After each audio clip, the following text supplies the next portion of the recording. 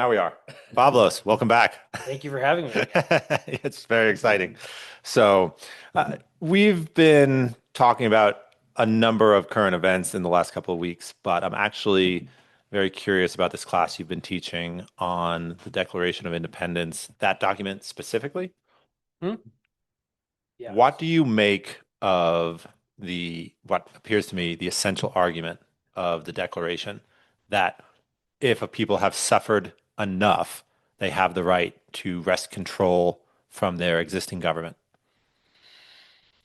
Yeah. I think one of the interesting things about the Declaration to me is that it makes not only that argument, but it is cognizant of the fact that different peoples, different cultures will react to similar stimuli in radically different ways. Okay. By And sorry, just swing that mic just a little bit closer so it's yeah.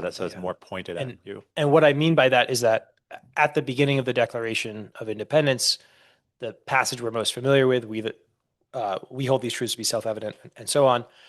Um, it makes universal abstract statements, Hmm. but the way that sentence actually begins is we hold these truths to be self-evident. Not every people holds these truths to be self-evident.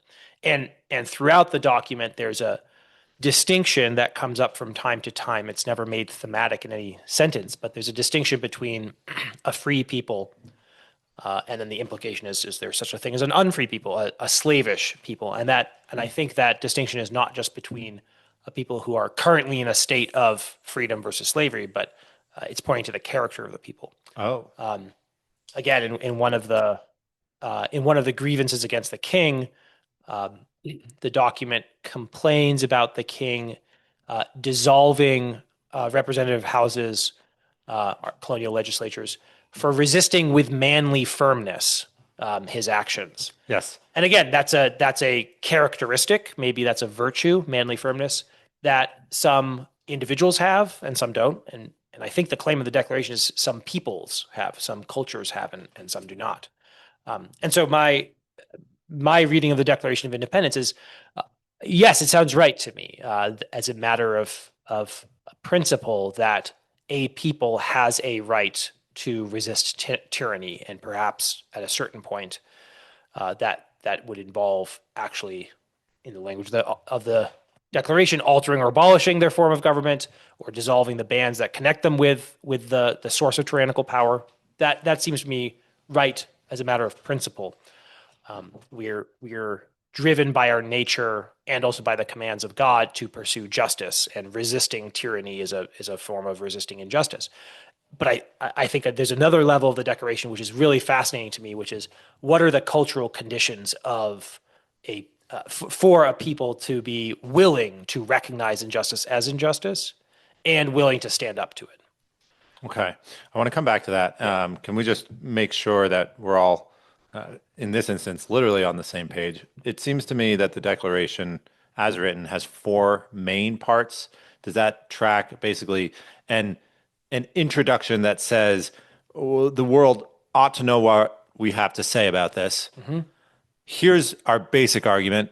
Here are complaints that justify our basic argument."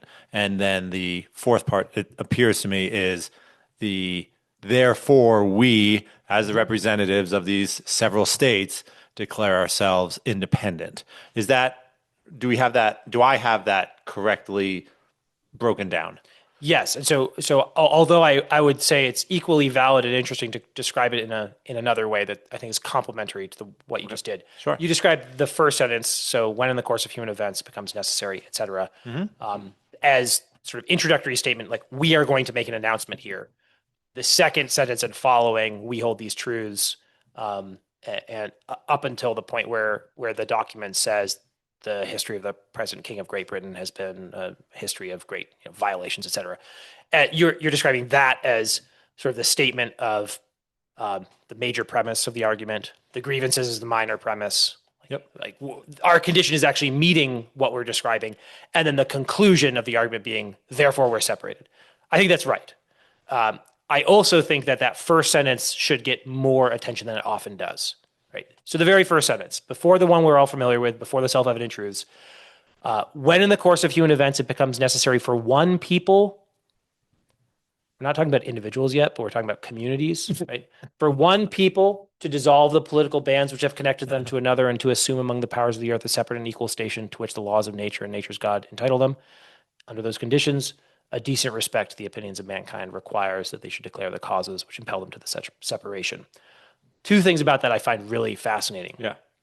The first is that the focus is on the people, not persons. The focus is on I think you could substitute the term nation there or culture, some kind of self-conscious political unit, a polity, a city or polis in the ancient sense. We're not talking about individuals yet. And of course, individual rights are sort of the pride of America, right? We love talking about our individual rights. But I think even in the Declaration of Independence, we wait to speak of individuals.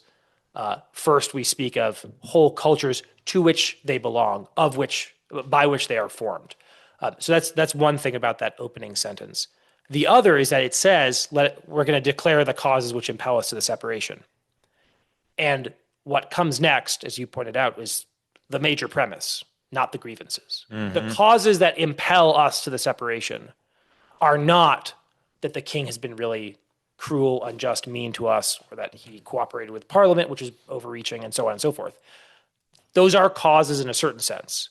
But the most profound causes are the fact that we hold these truths to be self-evident, that we're the kind of people who take these self-evident truths about natural rights and the right of the people to form and abolish governments and so on, that we take that stuff for granted.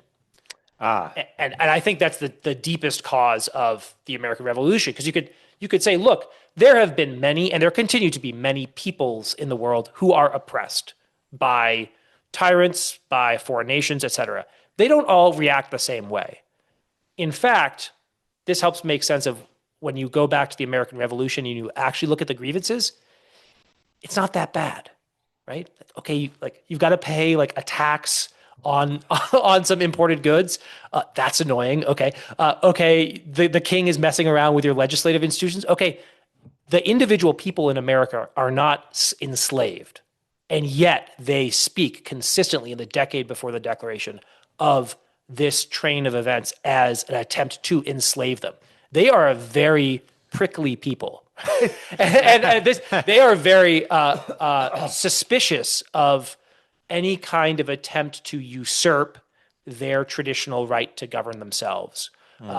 And so they are very, I don't think it's fair to say trigger happy, but right, they are willing to respond vigorously and in their language with manly firmness to any kind of encroachment on their rights and on their traditions of self-government. And that is not the case with every people. That is not the case with every culture. I think different people have different thresholds in terms of what they're used to. And when you go back and you read the founders at that time, and then you read the couple of generations afterwards, reflecting on the generation of 1776, they will say very consistently, this is a people who saw tyranny coming down the pike. They were not actually enslaved. They were not actually being tyrannized over in a profound way, but they saw a tendency, and they wanted to guard the good thing that they had, which was a tradition of self-government. They started to see that being threatened, and they pushed back. They spoke up. They organized themselves into continental congresses. They said in the First and Second Continental Congress, their early grievances against the king and Parliament, and their addresses to the British people, they say we are doing the historically, traditionally British thing, which is that we're enumerating our rights and we're petitioning the king or just announcing to the world or to Parliament that our rights are being violated. And this is a grand old, centuries long tradition in British history. There's a great interview with Captain Levi Preston, who's some guy from Danvers, Massachusetts. He's just a farmer who's a Minuteman who goes to Concord on the 19th of April, 18th of April, right? And shoots redcoats, right? And there's a great interview with him that a historian named Mellon Chamberlain later in the 19th century conducts and then reports when he's speaking to the Sons of the American Revolution. And Captain Levi Preston is asked by the interviewer, why did you go to the Concord fight that day? Were you being oppressed? He said, no, I didn't feel any oppressions. well, weren't you annoyed about the tea tax? He says, no, the boy, like no one drank the tea. The boys threw it all overboard. Like I didn't pay any tax on the tea because it was destroyed. Like what about the stamp act? He's like, I never paid a penny of like tax on that stuff, right? He didn't directly experience all of these things that we looked at. And then the interviewer asked him, well, weren't you reading John Locke and Algernon Sidney? And weren't you sort of studying the eternal principles of liberty from these Enlightenment political philosophers? And Captain Levi Preston's response is never heard of him. We only read the almanac and the Bible and the Psalms and so on. And so the interviewer is sort of flustered. He says, so why did you go? Why did you go to Concord that day? Why did you shoot redcoats? Like, what was it over? And Levi Preston's response is, we had always governed ourselves, and they didn't mean that we should. They intended that we would no longer govern ourselves.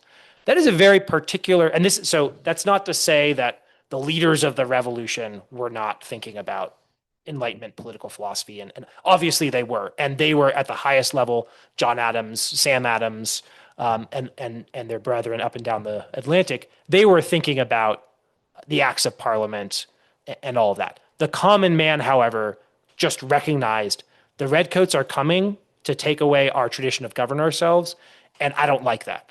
I want to make sure that that doesn't happen, and I want to. And it's not so much that I'm laboring under oppression right now, but I see into the future that this will go in a bad direction. That my liberty to govern myself, my liberty to be a part of a self-governing community, is going to be taken away unless we put a stop to it. We're nipping something in the bud. We are nipping something in the bud, and I think that that's a very different situation than a people who is oppressed and then overthrows their oppressors.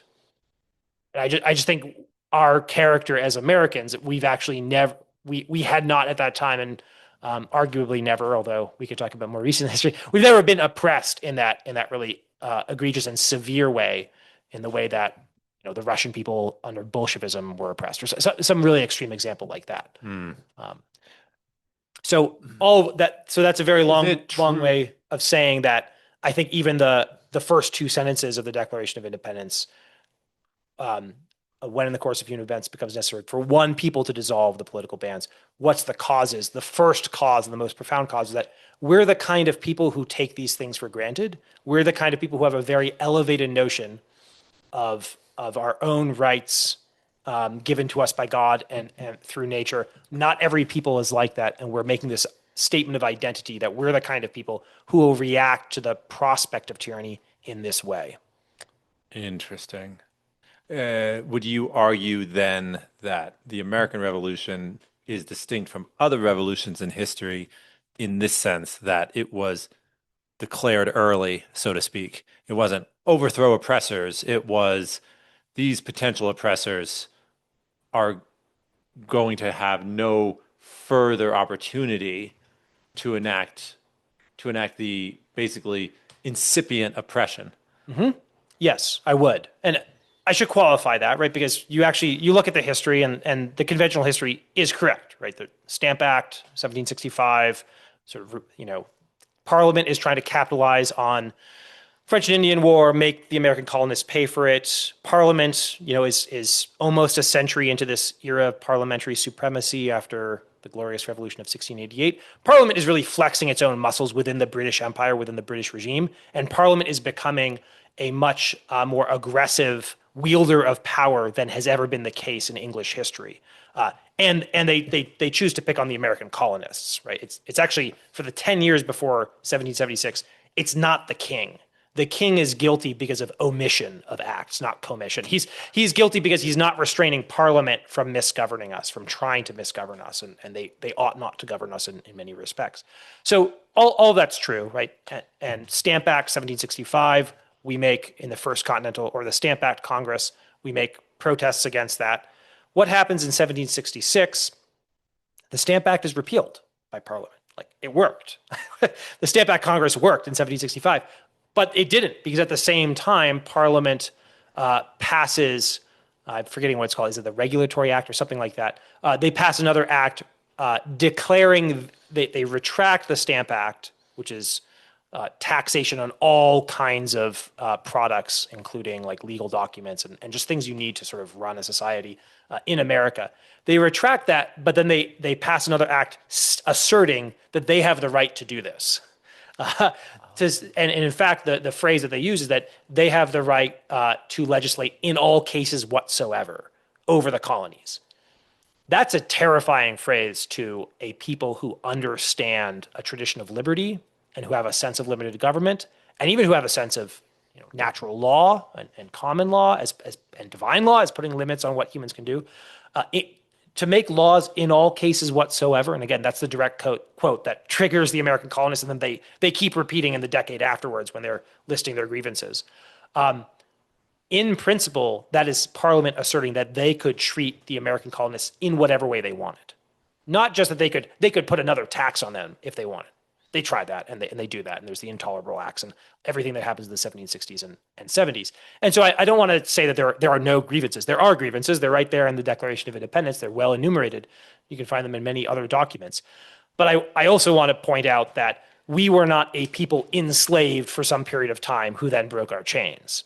We started to have a distant government overstep the bounds, and we pushed back and we pushed back, and they kept pushing, and we pushed back and they kept pushing. And then we said, here we are, 1776. In fact, what we said is 1775, the Declaration of the Causes and Necessity of Taking Up Arms. This is after Lexington and Concord. We commissioned George Washington to go to Massachusetts to take command of the Massachusetts militia and others and sort of make this new thing called the Continental Army. And this is the origin of the American Army, which we just celebrated the 250th anniversary with a big shiny parade in Washington that a lot of people didn't enjoy. Right.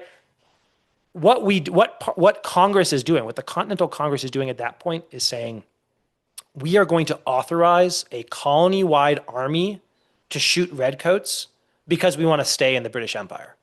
And there's a full year between June 1775 and 76 where we are conducting a war against the British Army so that we can stay in the British Empire under proper terms. That's remarkable, right? So there are oppressions, but we are pushing back against them, and we are not letting ourselves slip into slavery for a period of time and then deciding to throw off our oppressors, or then finding a way to throw off our oppressors. We actually just didn't get to that depth in the 1770s. The self-defense was robust. Aggressive self-defense. It was. And it took a while. Like, part of this is that it just takes a while for the representatives from all the colonies to become convinced that we need independence and not just some kind of complaint and then wait for the king to respond and it'll all work out, right? Mm-hmm. There was that element of more loyalist inclined congressmen in the Continental Congress. And it takes a while for them to be converted. But it's not just that. We also are, I think, genuinely trying to find a way to remain in the British Empire, but under better terms than had become the case. As the Declaration says, it takes a lot for a people to throw off the forms to which they are accustomed, right? And that was us. That was the Americans in the 1760s and 70s. It actually took a while for us to think outside the box of being British subjects in America and begin to think of ourselves as a people that had some connection with England and now no longer has that connection. We're in our post-English phase. That's right. We're in our post-Empire phase. Yes. It's interesting that I believe it was perhaps Dave Smith who brought forth this idea that representative bodies are typically going to be composed of, I think he uses the term plutocrats, but basically people who have some measure of wealth and power in their own person, mm-hmm. right? And so that it actually will, in an odd way, it actually falls to the king to defend the common man. Was this something I was talking with you about at one point, perhaps? Perhaps. Okay. I'm not sure the specific reference you're making, but I could phrase that, and it has been phrased by others as, right, it takes an alliance between the king and the people to defeat the oligarchs, or something like that. Yes. So Aristotle says the one, the few, and the many, right? And then we can describe those and give those many different names, but you could have different combinations of regimes, and it's in the interest of the king, the monarch, at his best, is to secure the common good of all. And who is most likely, if you have a robust monarchy, who is most likely to try to usurp him? It's not really the people; it's actually the oligarchs. It's the few who have more means at their disposal than the common people. And so, Yes. if you do have that kind of setup, and the king wants to remain king, it's in his interest to treat the people as well as possible, and also find a way for the nobles to sort of fit into the regime and so on. But Right. It, but it seems interesting to me that you're basically describing parliament of the the parliament of the British Empire, right? Because it started acting as the parliament of the British Empire correct, and not just the parliament of England the and Scotland and yeah, yeah, exactly, of the United Kingdom perhaps. right. Yeah. And so that is how by the mid 1770s, that is how the Americans are thinking about it. Right? They are thinking about um, Parliament as the legislative body of the British Isles, um, and the General Court of Massachusetts as the legislative body of Massachusetts, and the House of Burgesses as the legislative body of Virginia, right? And like whatever the name is for the legislature of Pennsylvania, being, I don't know if it had a funny name or not, as the other ones do, Sure. and of New York and so on. And by the 1770s, you have the colonists through Congress making these arguments that it is both a natural right and a traditional right of ourselves as Englishmen. They love like weaving those together in the 1770s. Like it's this and this. It's nature and tradition, right? It's reason and custom saying the same thing. The people have a right to govern themselves, to have their own legislative body. We all happen to be under the king for various reasons. And so they wind up seeing, yes, the king is in England, but the king is the king of the British Empire. And the parliament's in England, but it's the parliament of and for Britain. And maybe it has a special relation, a special prerogative over us because it is still the mother country. Mm-hmm. Um, but the king is the parent, Yep. and really the parliament is like the older sibling who is abusing the younger sibling. And like Yes. you go to your dad and ask the older sibling to back off, or you try to push him back yourself.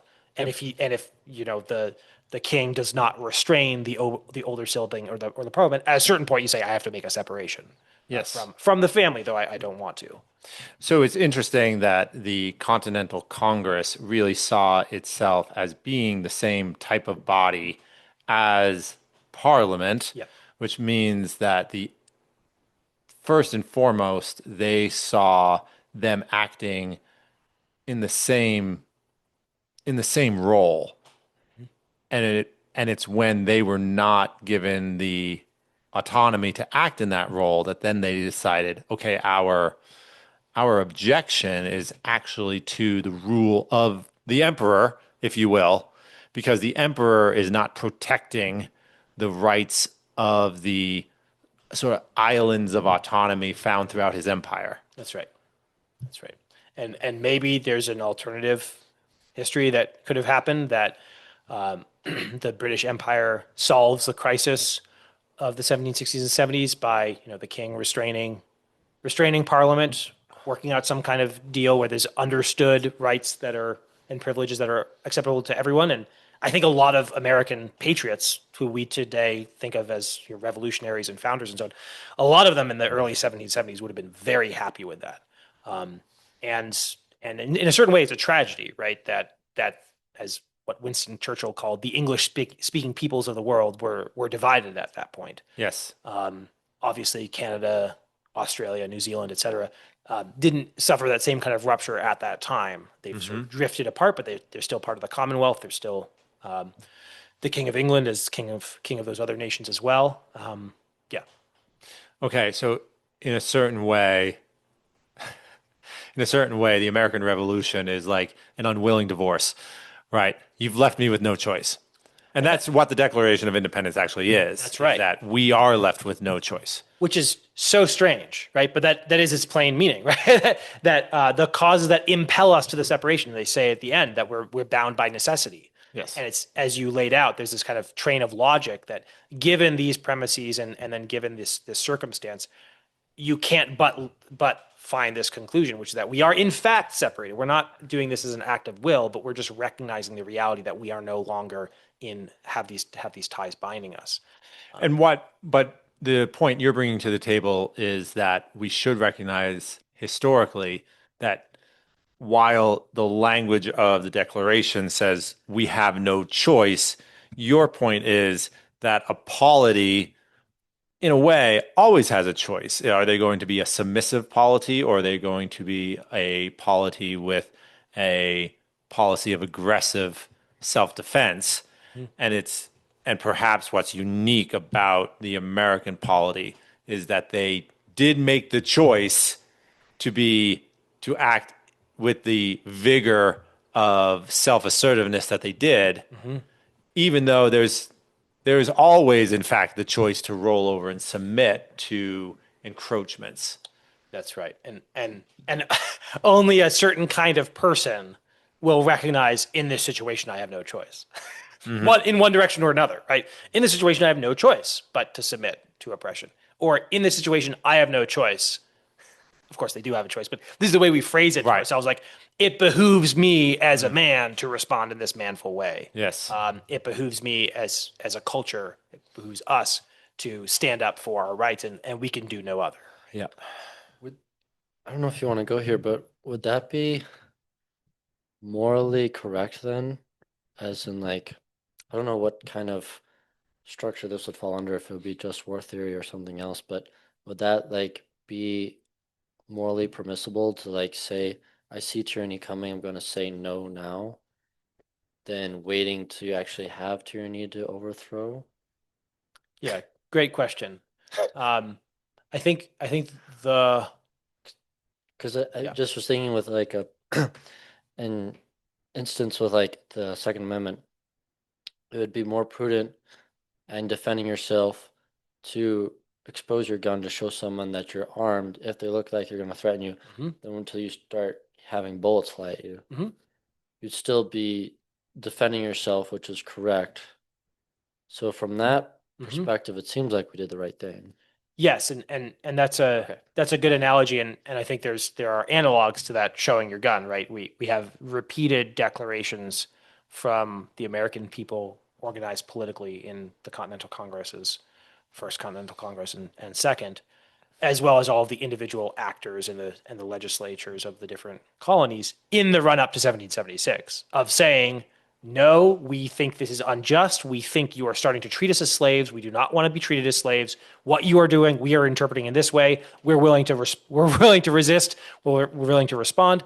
I mean, the First Continental Congress before Lexington conquered, right? This is fall of 74, right?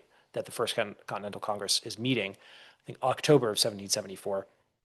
They agree to something called the Continental Association, which is essentially a 13 colonies wide boycott of British imported goods, right? They're saying you are putting such onerous taxes on us and customs and so on, and restrictions on our own commercial activity. You know what? We are going to give up many of the nice luxuries that you are selling in our markets, and that we know that your merchants depend on our markets to sell.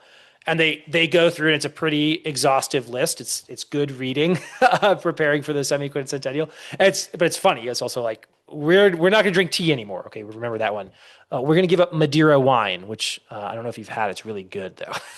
A wine from the Madeira Islands is still really good. It was like the favored drink of the American founders. They say we're not going to buy that anymore, even though this is the only way to get it.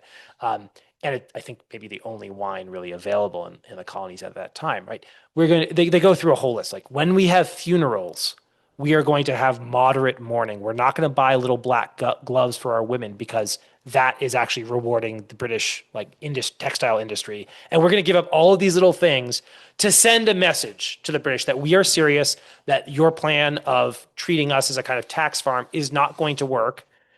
And they do that, and they implement that, and that really annoys the British and the British regime and the British merchants, who are largely in charge of Parliament at that point.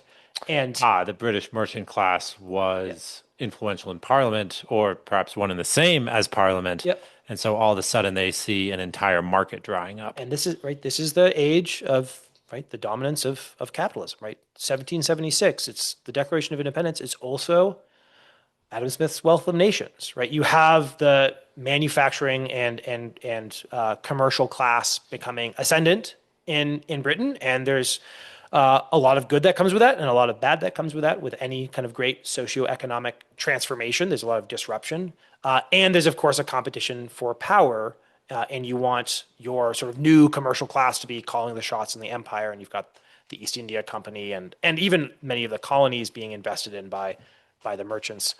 In any case, all of which is to say there's a very long run up of clear signals. And I think it's important for this reasoning that they are politically organized, right? If you have people resisting on a kind of ad hoc basis and people grumbling and occasional acts of violence against the authorities, it's really hard to discern in that scenario like what the will of the people is. But the Americans, as sort of good Anglo-Americans, they always had this talent for organizing, right? Tocqueville later describes the American art of association. We come up with clubs and voluntary associations and political parties, and we have the township, and we're always organizing ourselves socially and politically to express our common will as a people. And so we've been doing that for centuries, for a century and a half by the time of the revolution. And specifically in reaction to parliamentary overreach, we are doing that with very clear signals for a decade.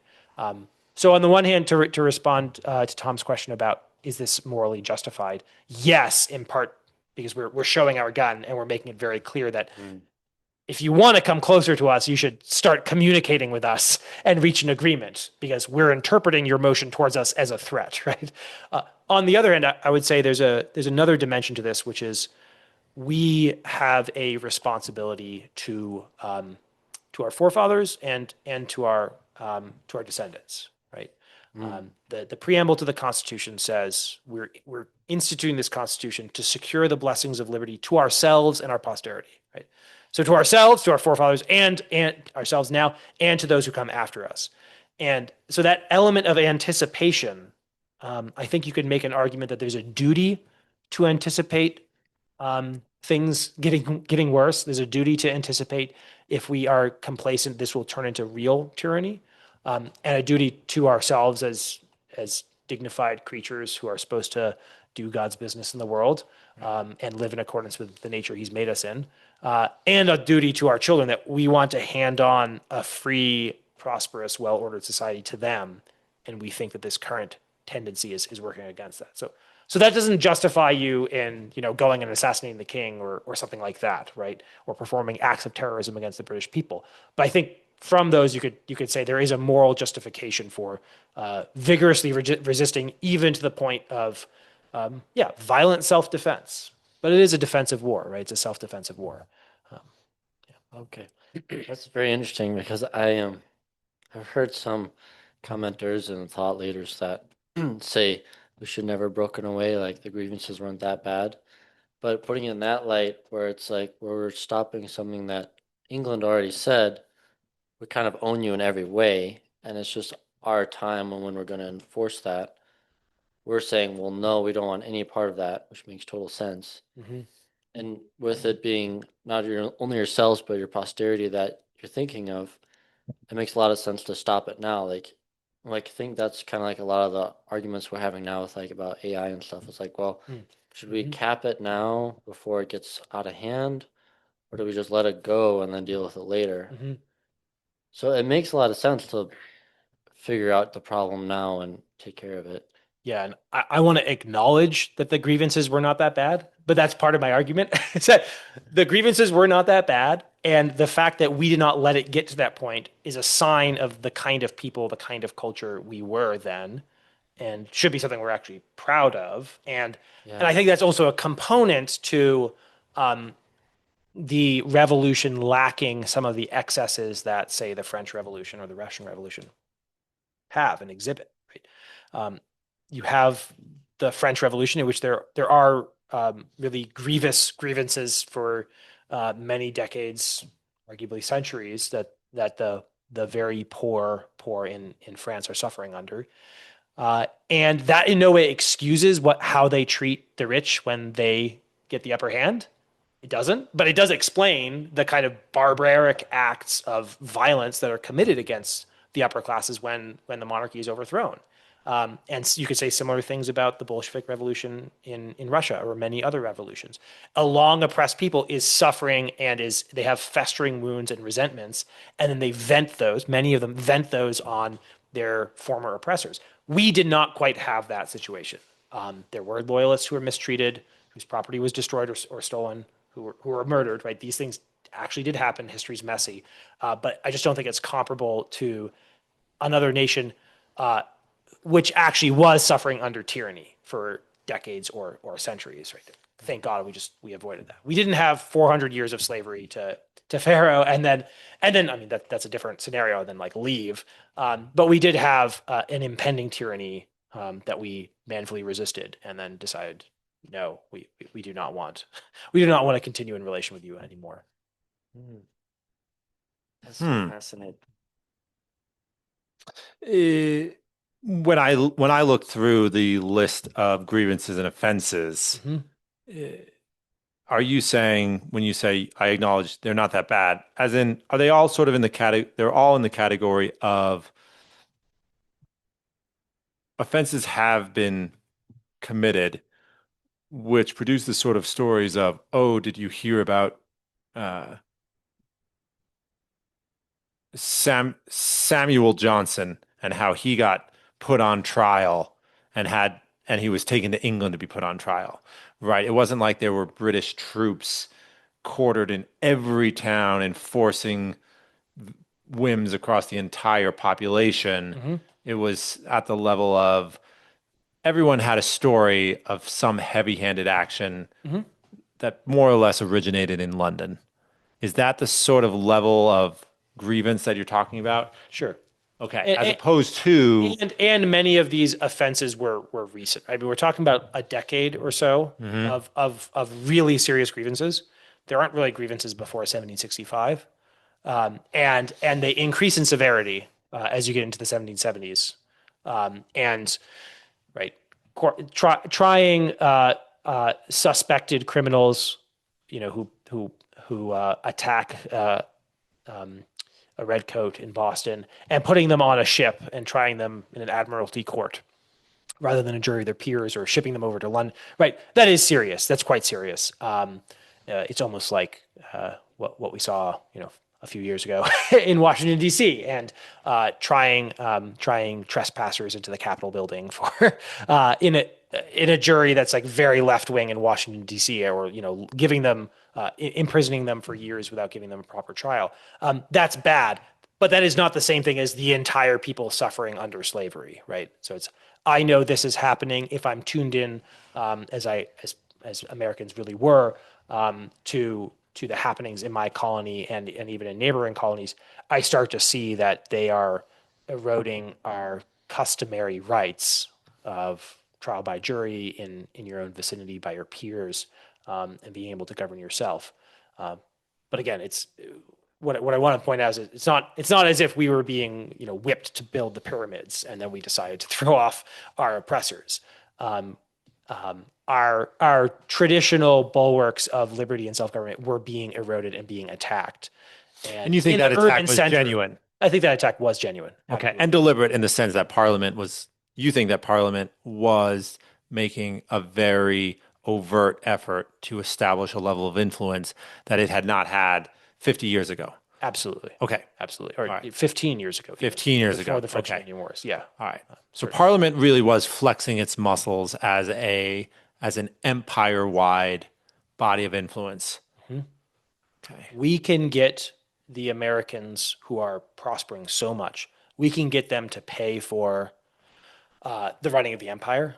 We can use them as a tax base actually to generate wealth, and we can do so under the pretense of this is for your own security. Right? You're going to pay back the debt that you incur to us for for British fighting the French and Indian Wars. Right? The American response is like, we fought those too. Like we were there. We were paying with our own blood and our own money, and so like it was a cooperative effort between the regular army of the British Empire and local militias in America. And also, we don't need you to defend us. Like we do that. Like that's one of the things we do here. We have state and local militias. We've been taxing ourselves for that purpose. So don't start putting these importation taxes on us under the guise of saying this is for your own good. This is like your own national security that we need to protect you from the Indians or whomever else. Yes. Okay. I want to ask you a little bit about this idea of the polity of a group of people that acts basically as a single identifiable agent. You and I were talking with Carl Cooper a couple of weeks ago, where it seemed to me that he was arguing that, in fact, historical bodies are actually very hard to identify, and particularly the bounds of those historical bodies are even harder to identify. So can we take a little sidebar into what is a polity, what is a body of people that acts as a single agent? Yeah, I think it's helpful here to think about people's own self-understanding. Okay. I think if we approach this from the outside in, we run into all those problems of how do you identify who's a member and who's not. Like, I guess in the modern state, everything is like there's paperwork for everything. Almost everything, maybe there's some illegals who we can't like actually determine are illegal, so we can't deport them or whatever. But for the most part, we're all like put into the system, and we are all counted as this category or that category, right? So the modern state has sort of excelled at this. But I can see that, yeah, if you're going from the outside in, it might be difficult to pin down like what's an American or what's a Frenchman, or there are blurry edges and so on. I think it's good to go from the inside out, right? Okay. I think it's good to ask people, how do you understand yourself, and to begin there, or at least take that as a major part of the inquiry. There's a nice quote on a different topic from Leo Strauss, who says his goal in studying great authors from the past is to understand the author as he understands himself. So I go back to Plato, and I'm not trying to fit him into some box because of the century and time he lived in, but I'm trying to see from his texts his own self-understanding, his own self-presentation, and you could do that with a great novelist and so on. I want to do something analogously there. If you ask a person who you can identify as one person, if you ask that person, what are you in terms of like your country or citizenship, or who do you say you are? At some point, they'll start using terms like I'm an American, or I'm a New Yorker, or I'm a Catholic, or I'm a Presbyterian, or whatever, right? They'll start to identify themselves as members of the group, as members of various groups. So I would want to begin with that self-identification. I don't think that's a sure guide. You could have someone sort of usurping an identity or denying an identity, but even those usurpations and denials are significant to the phenomenon in some way. So a people is composed of, in part, of those who understand themselves to be a member of that people, right? And you get them talking to one another, and then you might get them giving maybe slightly different answers than they would privately. You might have someone shamed in public out of claiming to be like a real Wyomingite, right? Because they only moved here, 7 years ago in my case. So I wouldn't claim to be. I claim to be, a New Englander of some kind who has been living in Wyoming and intends to stay here for the rest of my life. But I'm not going to make that claim to be a Wyomingite individually or in public. And certainly if I had made it individually to you privately, I might then be shamed out of doing that in public. That should be taken into account also, right? Because we understand that being a member of a community is in part your own identification, but also your acceptance on the part of the other members of the community. So it's to be a member of the club, you have to understand yourself as a member of the club, and you also have to be accepted by the other members of the club. And so in terms of, so that was a sort of more thinking about the phenomenon of self-understanding of membership. I think that's complementary to a more abstract classical definition of a polity. To start with Aristotle, a polis or city is a complete community, which is to say it's or perfect, but complete, perfect in the sense of complete community dedicated to not only to securing life, but to securing the good life. Aristotle says the city originates out of the desire to secure life, comes into being for the sake of life, but it exists for the sake of the good life. It exists to make possible thriving, not just surviving. Not just surviving. Okay. And we have a kind of echo of that floor and ceiling discussion, foundation and aspiration in the Declaration of Independence, right? It's to secure our safety and happiness when the people have the right to abolish the government and institute new government, and to do so in such a way that they expect will secure their safety and happiness. And those two goals of we want national security, we want law and order, right? We want our rights to be respected. So we need a regular order of police and justices and so on to do that. We want our safety, but also we want something more than that. What do I want once I am safe? What do I want for myself, for my family, for my children, for my neighbors? Once we are secure, what do we work towards? We work towards some conception of the good life.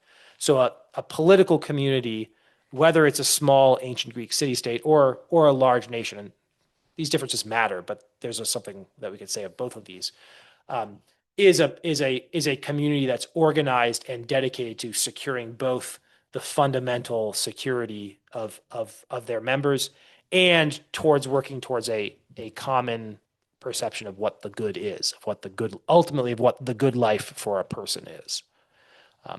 St. Augustine says in the City of God that this common love, recognizing the same thing as good, is what makes a single commonwealth. That you could actually define a res publica or a republic or a commonwealth by that reference, that they have this shared love. They work towards the same thing that they perceive as good, whether that's truly good or not. The Spartans worked towards a certain goal. The Mongols worked towards a certain goal. The Comanche worked towards a certain goal. The Anglo-Americans worked towards a certain goal. The Mexicans worked towards a certain goal for themselves. So they are taking into account who's a member and who's not. And they have a specific conception of what's good for man and therefore what's good for my community. Right. But that's an easy organizing principle to say, all right, this group of Huns, they're all working towards basically one goal, while this group of Visigoths over here are working for a very distinctly different goal, the good of the Visigoths, right? Not the good of the Huns. And those might be formally similar in that maybe you have two like military honor cultures who would agree that the best thing in life is the same. Yes. But it's best for me versus like, right. I want to enjoy that. And the kind of thing yes. it is a private. The best thing in life is a cookie, but there's only one cookie. Exactly. And there's two of us. But that's a different community than the best thing in life is like an orange or like worshiping God, right? Yes, like yes. those societies would be organized differently. Right. Which is right. A religious community could exist alongside a different kind of community and yet still be very distinct, even in the same place, because a religious community is not aiming at the same goals as like the merchant community, for example, or even the city in which their monastery might be in fact be found. Mm-hmm. Interesting. Okay. And that raises all kinds of questions. The layering that you just brought up of can you have a sort of religious community overlaid or inside harbored yeah, inside and maybe there's another way of it being also encompassing, though in a certain aspect, the normal political community. But yeah, there's lots of questions there. Okay. Do you think some of the objections that again we were talking about a couple of weeks ago, that the boundaries of a specific community can be blurry, does that cause you any distress? Like, this particular person, does he really belong to a community or not? It's tough to say. Like, it does seem true that the boundaries of a certain type of community might be blurry, as opposed to he's definitely a Spartan citizen or he's definitely not a Spartan citizen, kind of binary. Mm-hmm. But does that potential blurriness pose any problems in your mind? I think it may pose practical problems on a sort of case-by-case basis, mm-hmm. but it does not negate the good of the idea itself. What I mean by that, so Aristotle says that we need to understand the level of precision that's appropriate to different inquiries, right? And he uses the example of geometry is intrinsically capable of greater precision than carpentry. interesting examples because you've got like straight lines in both, but you don't really in carpentry. I regret to say Yeah. he's absolutely right. We aspire to straight lines, but even the straightest line, made by the most precise laser, or whatever, it's not really straight in the way that a Euclidean geometric line is, and there's no perfect circle that we can make, or in reality, as there is the perfect circle in geometry, of which the circle that you draw on the whiteboard or in your book is just an image, right? And so Aristotle says that it would be as absurd to expect that kind of geometric precision from a rhetorician as it would be to expect, the rhetorical flourishings of a rhetorician from a geometer, right? They're doing different things. He says this in his ethics, in his work on morality, on human actions, and he says over and over in that work. Aristotle believes that there are some things that are intrinsically evil. He believes, that some things are absolutely best for all men, right?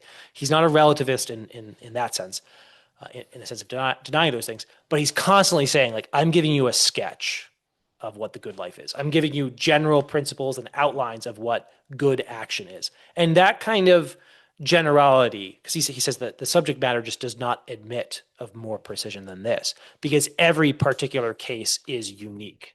Every particular moral situation is unique. You can have great frameworks for thinking through particular situations, but there is something unique about each situation.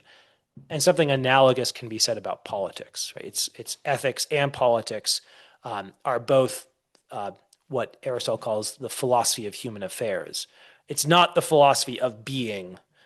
It's not physics. It's not mathematics. It's not metaphysics. It's not theology. It is an inherently more fuzzy discipline or set of disciplines. And so I think in a way that's baked in, and we have to be comfortable with that. On the other hand, that means in a sort of case by case basis, you have to take each case seriously, and there are all kinds of strange examples of someone whose parents are American but they're born abroad is actually obviously an American in a different sense than someone whose parents are American and are born here, like even if they're like cousins or something like that. Interesting. Right? They have different formation, and they might grow up as in an expat community having this kind of secondhand knowledge of what America is like. And maybe that expat community is on the other side of the world. And so there's a sense in which they're Americans, and maybe they have the official paperwork and so on. But you meet that person, you find that there are certain commonalities and then there are certain divergences. And it's very interesting. And, because their parents were missionaries or whatever, right? Maybe they're doing some very typically American thing, but they're doing it abroad. That's a different reality, and that's a different formation for that individual than someone who's sort of born and raised in America, has never left the lower 48, right? Without saying that one is better than the other, that's a kind of fuzzy example. Not as fuzzy maybe as others, right?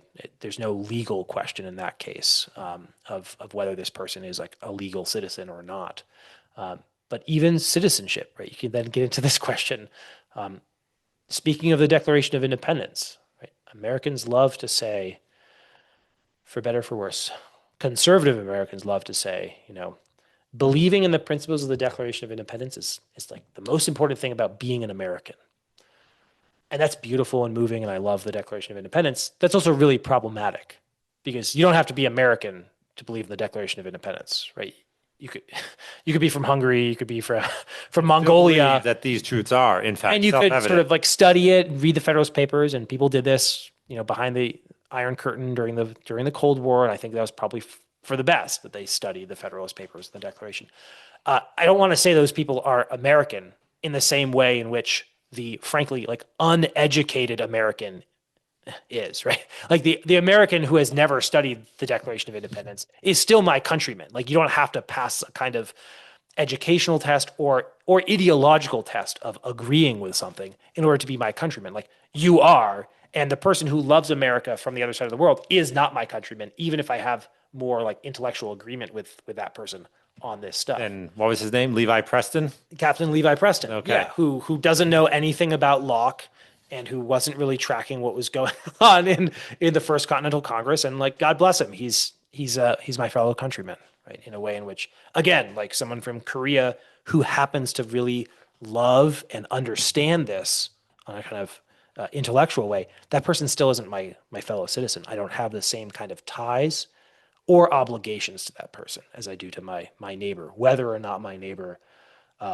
has studied this. Frankly, whether or not my neighbor sees eye to eye with me on some really substantial issues. Like my neighbor is my neighbor in a different sense in which someone on the other side of the world is. Interesting. I find that that's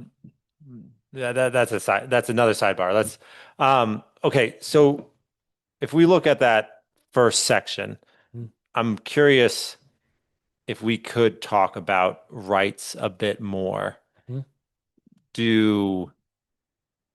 What are we to actually make of the legal claims for life, liberty, and the pursuit of happiness?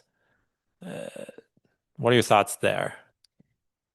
So the position of the Declaration of Independence is that we're made in such a way that we have a right or a title to certain things inherently, and that we can't give that up.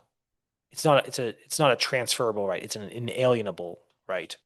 It cannot be alienated from me. I can't give it away or surrender it and lose it without ceasing to be human, right? So the right to liberty, just as a matter of sort of philosophy, if you want it to be a matter of theology, right? We humans have free will, right? And that ought to be reflected in a certain kind of self-determination in the world. Maybe that's freedom of movement. Maybe that's freedom of like determining your life course. I think there are ways of radically misunderstanding this and ways of properly understanding it, right? This is the kind of language in the American creed that is a basis for certain progressive distortions, like Justice Kennedy saying in Planned Parenthood versus Casey in 92 or whenever that was, the abortion case, affirming Roe, saying that we have every human being has the right to like define the mystery of the universe. Do you know that quote? I don't. It's this amazing turn of phrase, which is like so typically American, but in the worst possible way. Of we can sort of create ourselves and even abolish and recreate the meaning of the universe because we're free agents, right?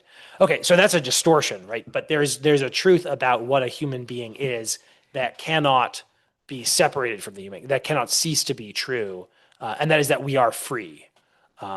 We even someone who is under duress, even someone who is imprisoned, even someone who is being threatened with great suffering or even with death is still free to choose, right? There's a certain way in which you can never compel someone else's conscience, right? You can never compel. You can do lots of horrible things to manipulate them, and you shouldn't do that, right? You can sort of threaten their family and manipulate them, and so on and so forth. But you don't have a direct joystick. Yeah, I'm always at some level responding. I am always free to respond, and maybe I respond by surrendering. Maybe I respond by resisting. Maybe I respond by saying, "Okay, I guess martyrdom is the path for me." Maybe I respond by brushing something off, right? But I'm always responding, and so if a Christian is in some kind of totalitarian atheistic regime, again like the USSR, like that Christian is free as a Christian to decide, how am I going to follow Christ? And is that going to lead me to martyrdom? Like maybe I'm freely accepting that, but there's no way for that regime to actually get inside my soul and take away my fundamental freedom. So that's one example, right? That we're endowed by our Creator with certain unalienable rights among these life, liberty, and the pursuit of happiness. It's unalienable in the sense that it can't be separated from me in a way that my property, right? You gave me this beer, or you gave me permission to take this from your fridge. It's sort of mine now, right? Mm-hmm. It was sort of yours before, and it was sort of alienated from this piece of property. Yep. It has become mine, and I'm making it more properly my own by ingesting it. But I could give this away, or I could throw it away, or I could return it half drunk to you. Not that you would want that. Like this particular piece of property is alienable from me. It can be separated from me. Severable. It's severable. Yes. If I could surrender the right to enjoy an unalienable right, I could commit a crime, and I go through some hopefully due process, and I'm determined that I should be restrained. by the state or imprisoned or whatever, even executed, right? I have therefore surrendered my right to enjoy an unalienable right, but I still have that right as long as I'm human. Like I'm still ticking, I'm still going. I'm still like, okay, now I'm confined in the jail cell. I still have some measure of liberty and life and even pursuit of happiness there, though it's severely restricted because I've given up the right to hold this title. But these things I think are properly called unalienable because even when you commit a crime, the state can't come in and just like snatch your freedom from you and then call it a day. Like the reason why we have things like jails and execution is because we can't actually take away someone's liberty until they're gone, until they're dead. And so either we confine them so that their liberty is tightly constrained and surveilled and everything like that, or we kill them, or we let it go and they go and we hope they don't commit another offense or something like that. So they're unalienable rights. I think this is a statement you have about to- human nature that Okay. has direct political implications. Because these are part of our human nature, the state has to be cognizant of that, and the government that we create has to take this into account if it's going to be in accord with human nature rather than radically opposed to human nature. So you're making a distinction between the possession of the right and the enjoyment of the right. Mhm. So I own a piece of property, I enjoy it, and I also possess it, Mhm. right? I could sell that piece of property, at which point, along with the possession, I give up the enjoyment of it. Mhm. So these things can be traded, Mhm. and I don't cease to be human just because I sold my house. Mhm.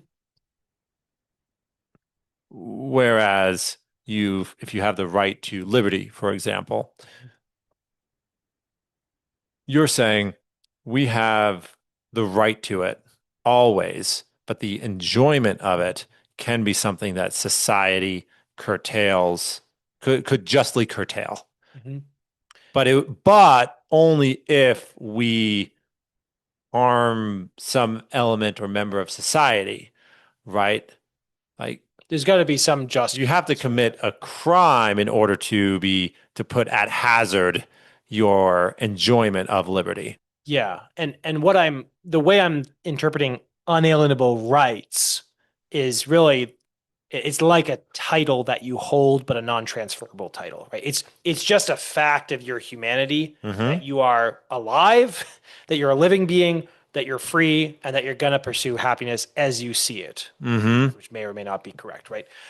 But those are inseparable. It's not necessarily that it continues to be right for you to be alive. It may cease to be right for you to be alive if you commit some really grievous acts. It may cease to be right for you to determine your own course of happiness if you commit some really grievous acts. So I'm reading this not right in the sense of like this just inheres in you as part of the deal of, that you're human and as long as you're human, you've got these things as constitutive parts of your nature. Gotcha. We then phrase those as rights when we make claims saying, you, state official, you're infringing on my rights.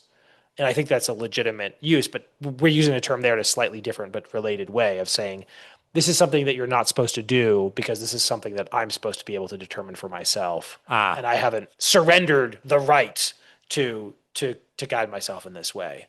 gotcha. Gotcha.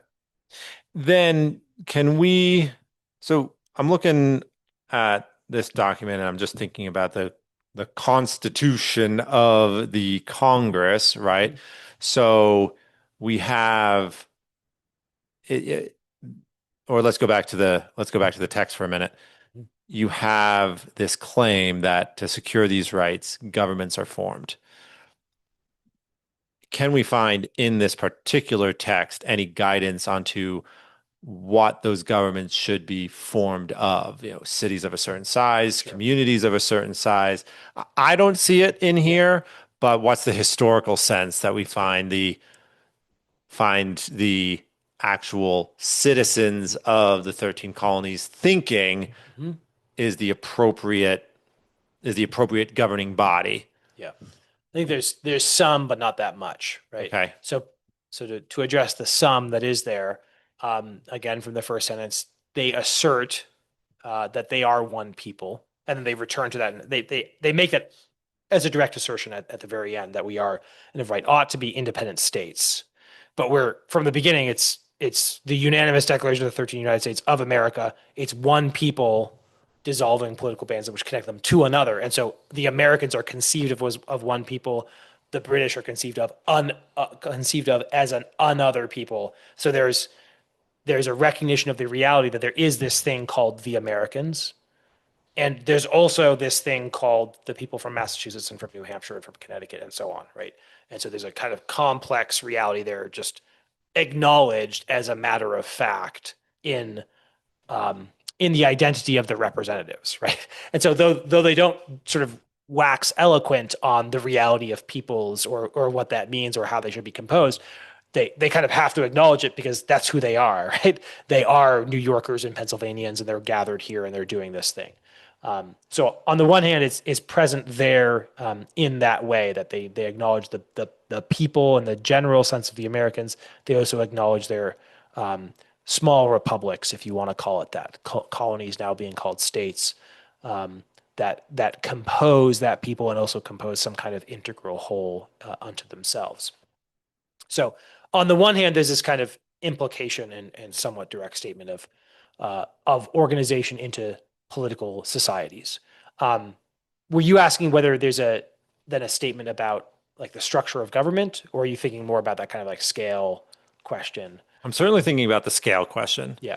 Right. But it's probably more important to think about should a governing body always be the governing body of a single polity of which they themselves are members? Like, did the problems arise because Parliament was essentially trying to govern a group with whom it did not in fact share a good?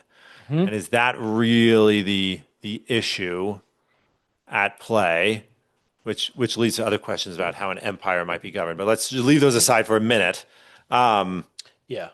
But I guess my question is, does the Declaration itself offer any guidance as to what happens when a polity needs to be governed? Do you have to find a government basically within or consisting of members of the polity so that the government might in fact move towards the good of the people over which it has some measure of control?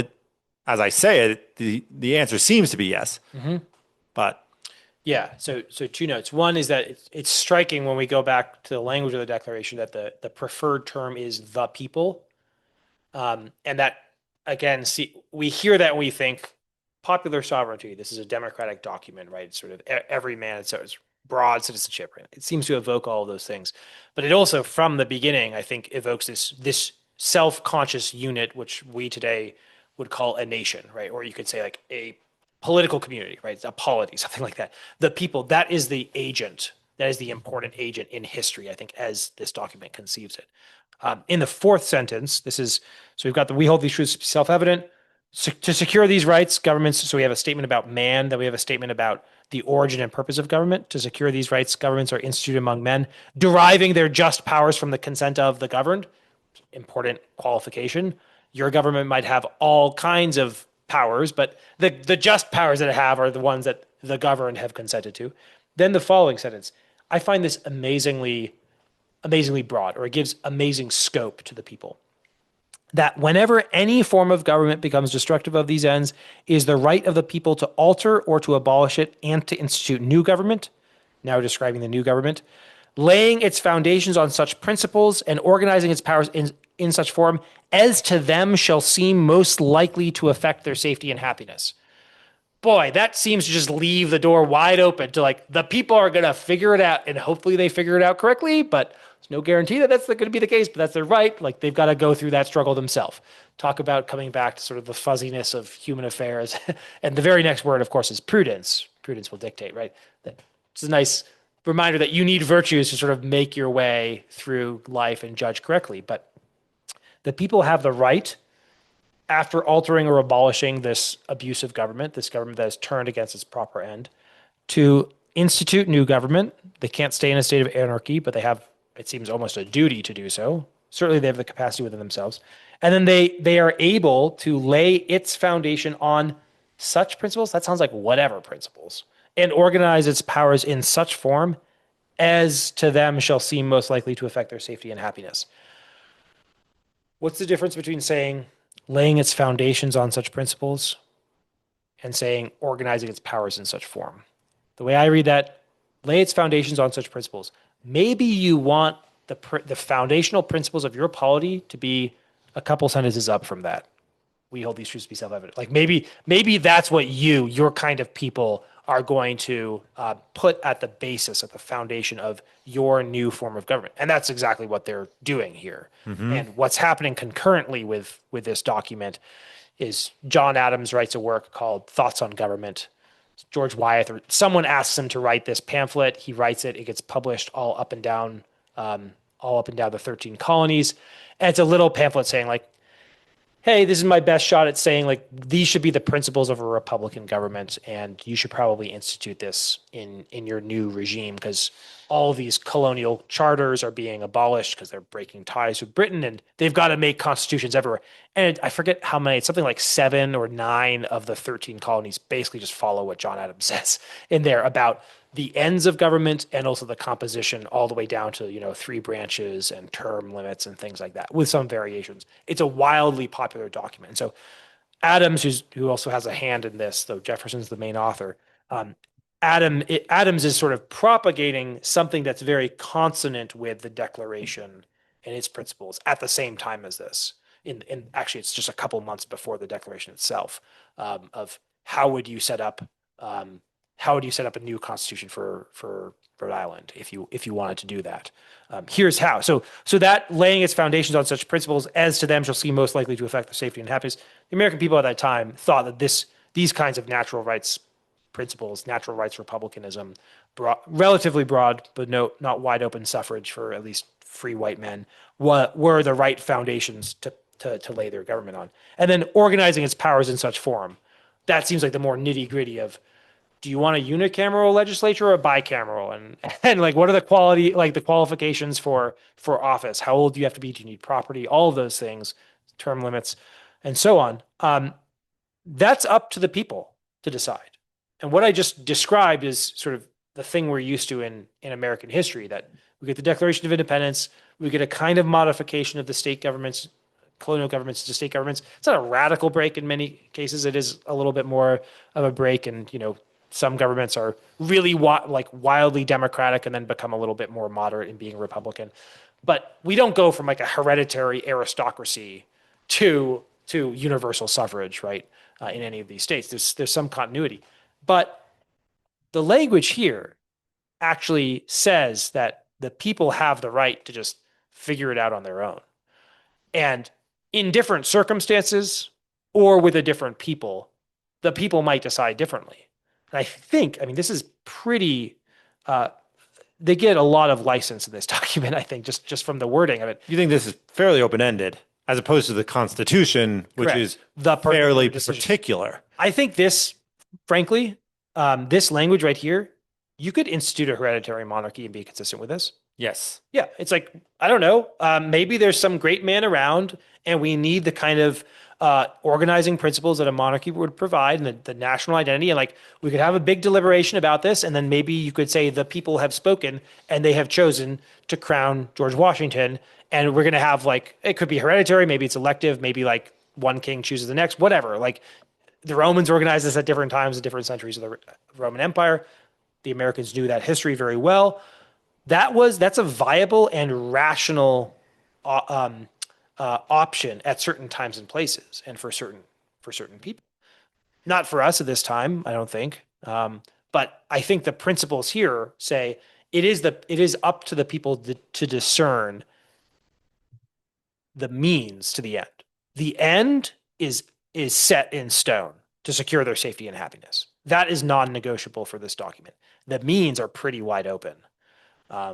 So to think of some kind of extreme example, if I'm a Christian in Syria, a year ago, maybe I'd be acting consistently with this to say like, no, I'm gonna continue to support Assad because I don't know what these sort of former Al Qaeda Islamists are going to do once they come into power. And maybe I decide rightly or wrongly in that, and like go back 15 years, and I'm a Coptic Christian in Egypt, and like maybe I want to keep the Mubarak regime in power, right? These kinds of extreme situations, which are very removed from our own, I think the declaration would comprehend the decision that I'm going to choose some radically un-American version of government for the same end, which is I want to secure my safety and happiness. And maybe Jeffersonian democracy is just not going to be the proper means in my situation. Pretty fascinating. It is. Let's take a quick break. Yeah. Great way to get an aisle seat. We're back. Perfect. Are there more topics in the declaration that you feel like we haven't touched on? Yes and no. I mean, yes, there always are. We don't have to stick with them. I guess Okay. I would make this is not original to me, but just the observation about the presence of God in the declaration. Mm-hmm. I make this because there's sort of two extremes. One is the more modern liberal extreme, which many conservatives adopt, which is that the American Revolution is a sort of secular Enlightenment, individualistic, overcoming the past revolution, and the Declaration of Independence supposedly exemplifies that. I think that's simply not true. I guess the other extreme would be to see this as a 100% Christian or theistic document, or even to like ascribe it to God, as like God has authored the Declaration of Independence, or to venerate it in some really exalted way, which also seems disordered to me.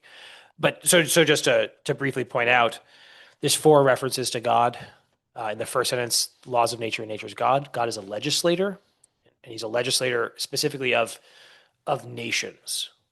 So this is a little bit unfamiliar to us. We think of God as a legislator, like he makes like the natural law, and he's going to judge our individuals. Mm-hmm. And I think that's true and is consistent with this. But what's pointed out is that the people could assume among the powers of the earth the separate and equal station to which the laws of nature and nature's God entitle them. The laws that God has made himself directly and maybe through nature as well entitle peoples to a separate and equal station among the powers of the earth, which is to say God wills the existence of particular political communities. You could say maybe God wills that there are different nations or different empires or different cities, however they're organized. God wills that there are different peoples in the world. And that is made clear through his own laws and through the laws of nature. So God's legislator in the second sentence, God's creator, this is the more familiar one. He creates us with certain unalienable rights, right? So God makes us a certain way, and government has to be cognizant of that. We have a nature that is indeed ultimately originated in God, that if a government is going to be a good government, it has to respect that pre-existing reality. God gives us natural rights. He has made us and has made us in a certain way. And then all the way at the very end of the document, there's two more references in the final paragraph which begins, "We therefore, the representatives of the United States of America in General Congress assembled, appealing to the supreme judge of the world for the rectitude of our intentions." Now God is judge of actions in history. Like the first one, legislator, he's sort of setting up the nature of the world, that there are different peoples. But now he's going to pay attention. He cares about how peoples act. He cares about whether the Americans have the right intentions in breaking with Britain and deciding on independence. And then at the very end, for the support of this declaration, with a firm reliance on the protection of divine providence, we mutually pledge to each other our lives, fortunes, and sacred honor. God is not just creator. God is not just legislator. God is not just judge. He also provides. He hasn't just set up the system and left it alone. He hasn't just set up the system and then like judges how we play the game. He sets up the system. He judges our actions. He's made us a certain way, and he's going to give us a hand. At least we hope. And there's a sort of declaration of faith at the end there that we're really hoping we're doing the right thing, and so we hope that he's on our side.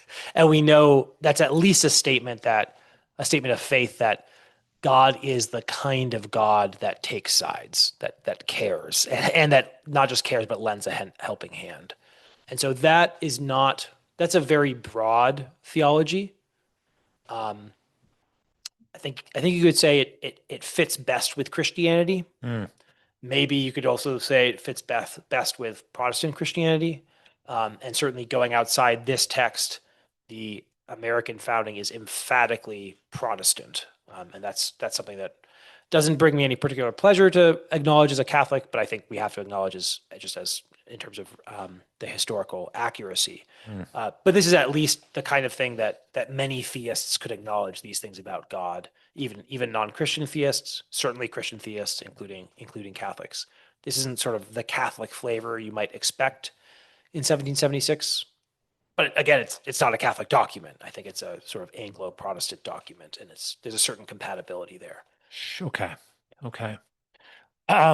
So many things could be said. That's one important thing. That's one But important I'm thing. very happy to address other topics. Well, we only have limited time, and what our discussion about the robust self-defense of the American colonies reminded me of some other conversations we've had about the state of Israel, and it's can we call it robust self-defense in its campaign within what I'm going to call its own borders, going mostly last year, but now it's essentially external campaign in Iran. What are your reactions to Israel's political stance that they essentially have the right to act with the level of aggression they do?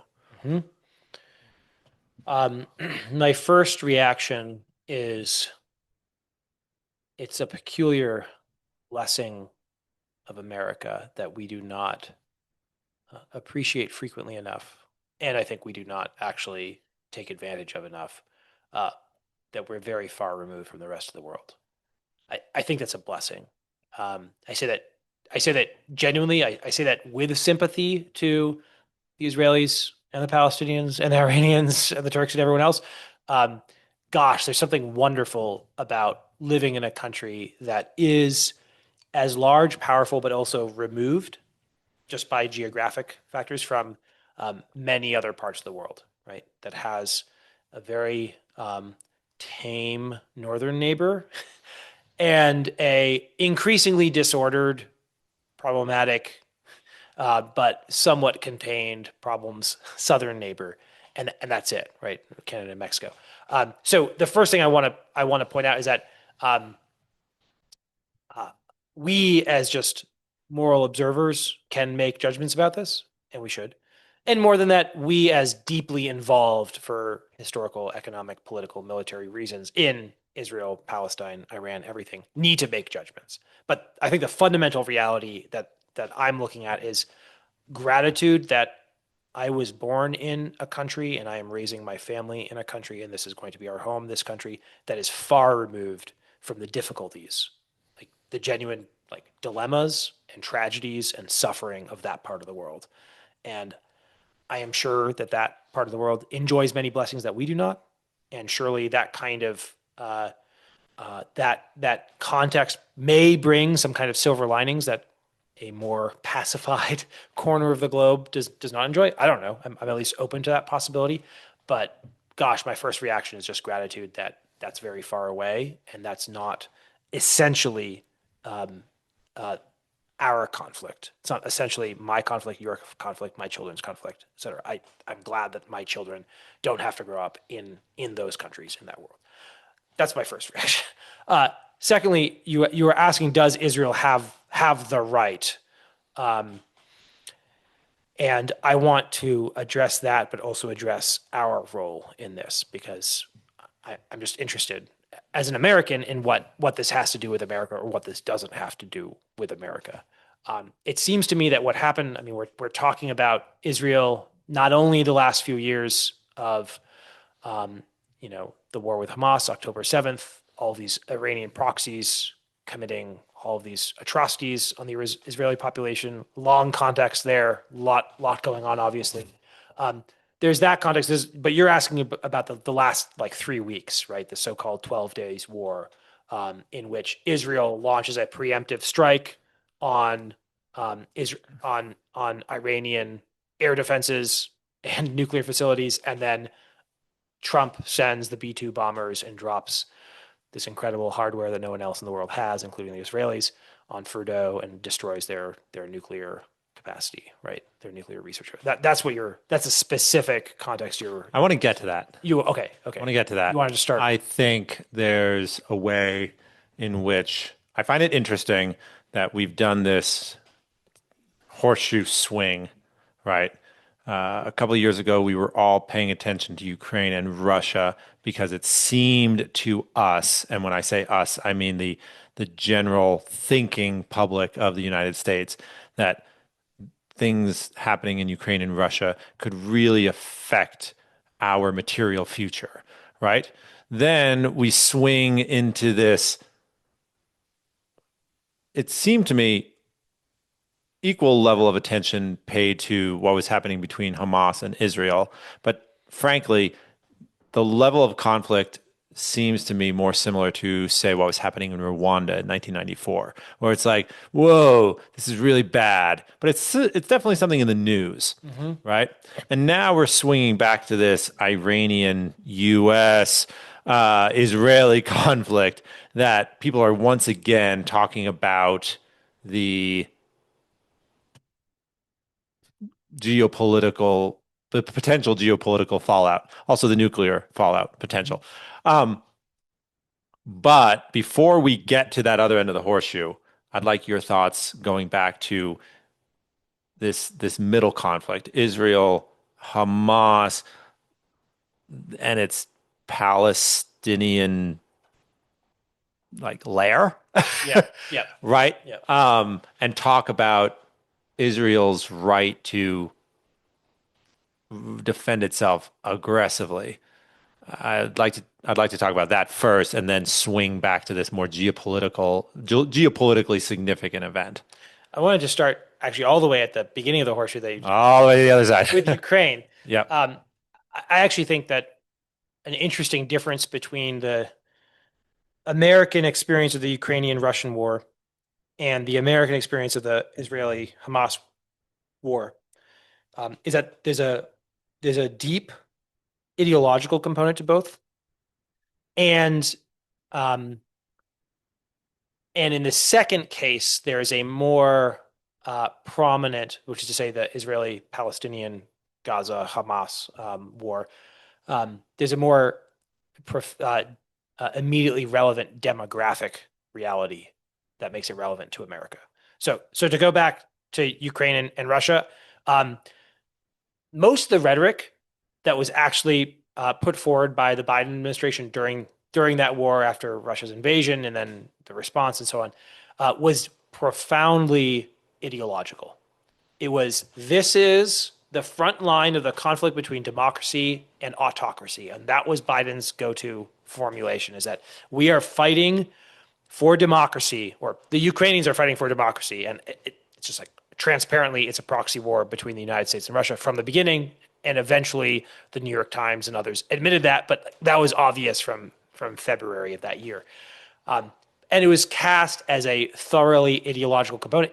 Honestly, it felt like the early 2000s or the Cold War, which Joe Biden was born before the Cold War, right? He was born during World War II. This was the narrative that was most comfortable for our elites in the Democratic Party and, frankly, large swaths of the Republican Party. That is this great titanic ideological conflict, and we need to be on the right side of it. And the right side of it is the side of democracy against autocracy, and Putin is the new Hitler and all of that.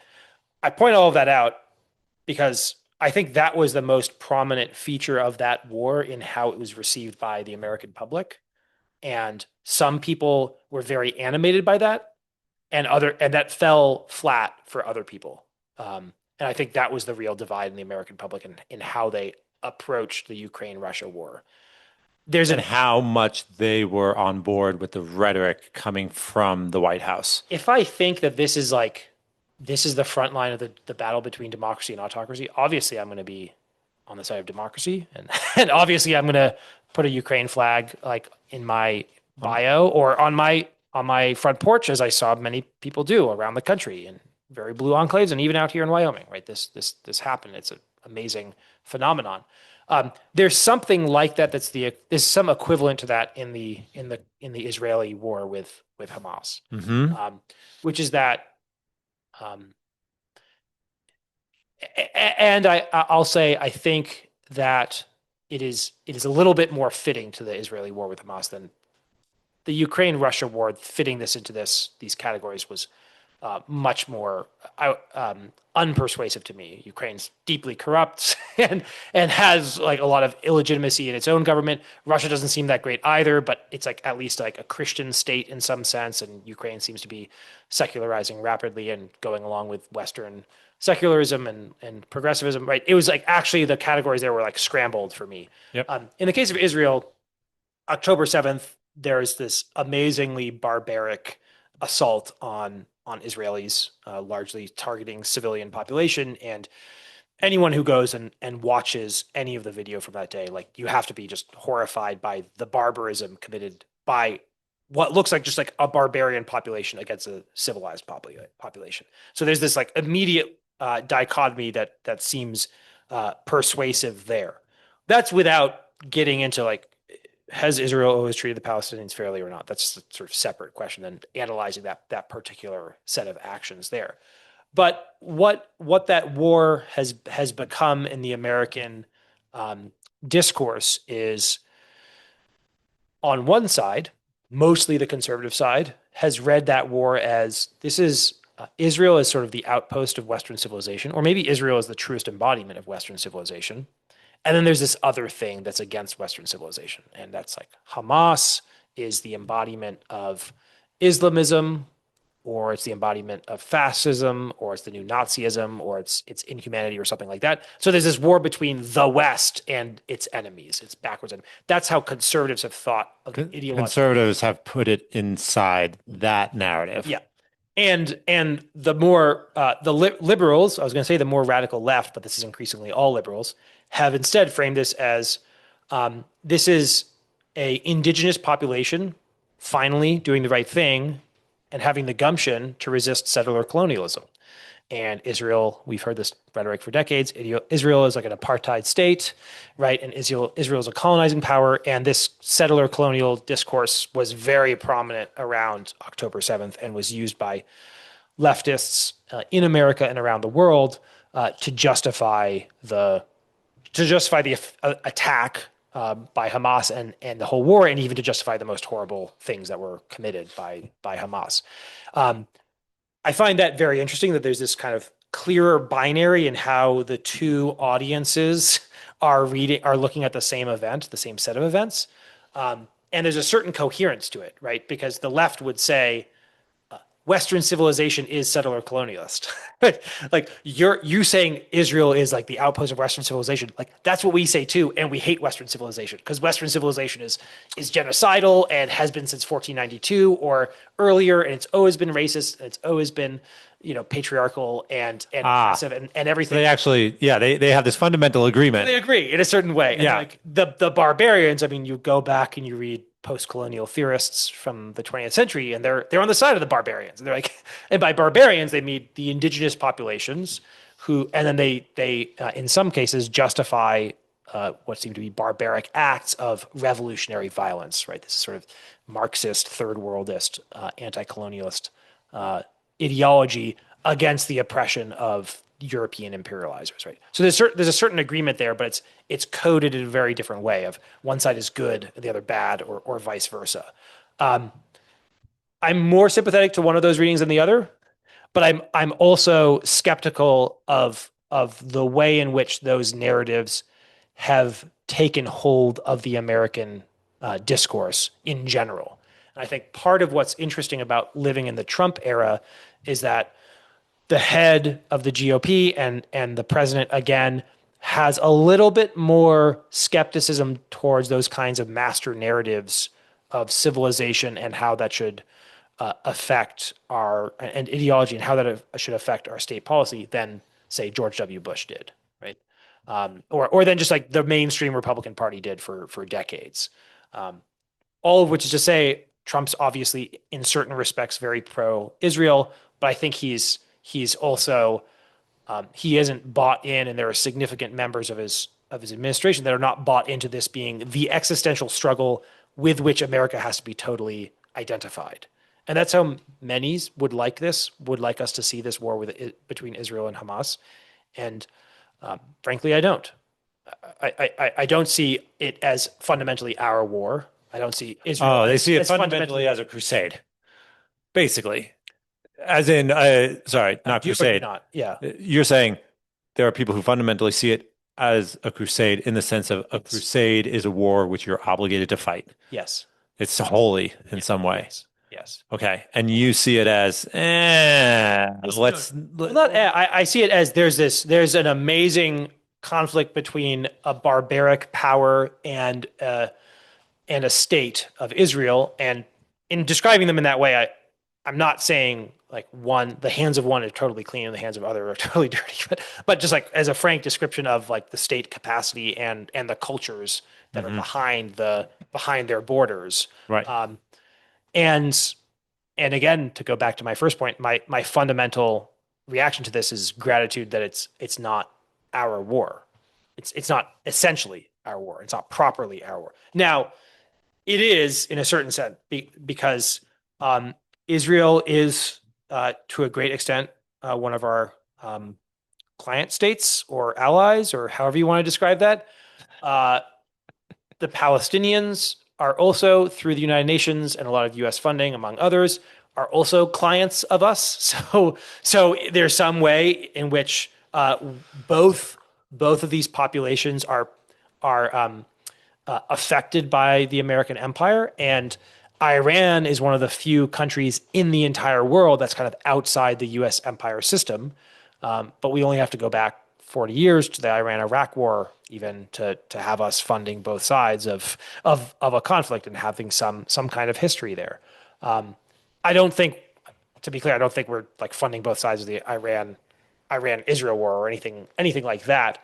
But we are implicated in it because we have spent decades choosing to fund the state of Israel and decades choosing to fund various causes in the Palestinian world, whether that's like like humanitarian aid, but then aid is fungible to a certain extent, and you wind up sort of funding the state or the paramilitaries or whatever. Right. You end up funding the people who can get their hands on the money. Yes. Once it's close to them. Yes. So all of which is to say, there is this intense ideological component to the Israel-Hamas conflict.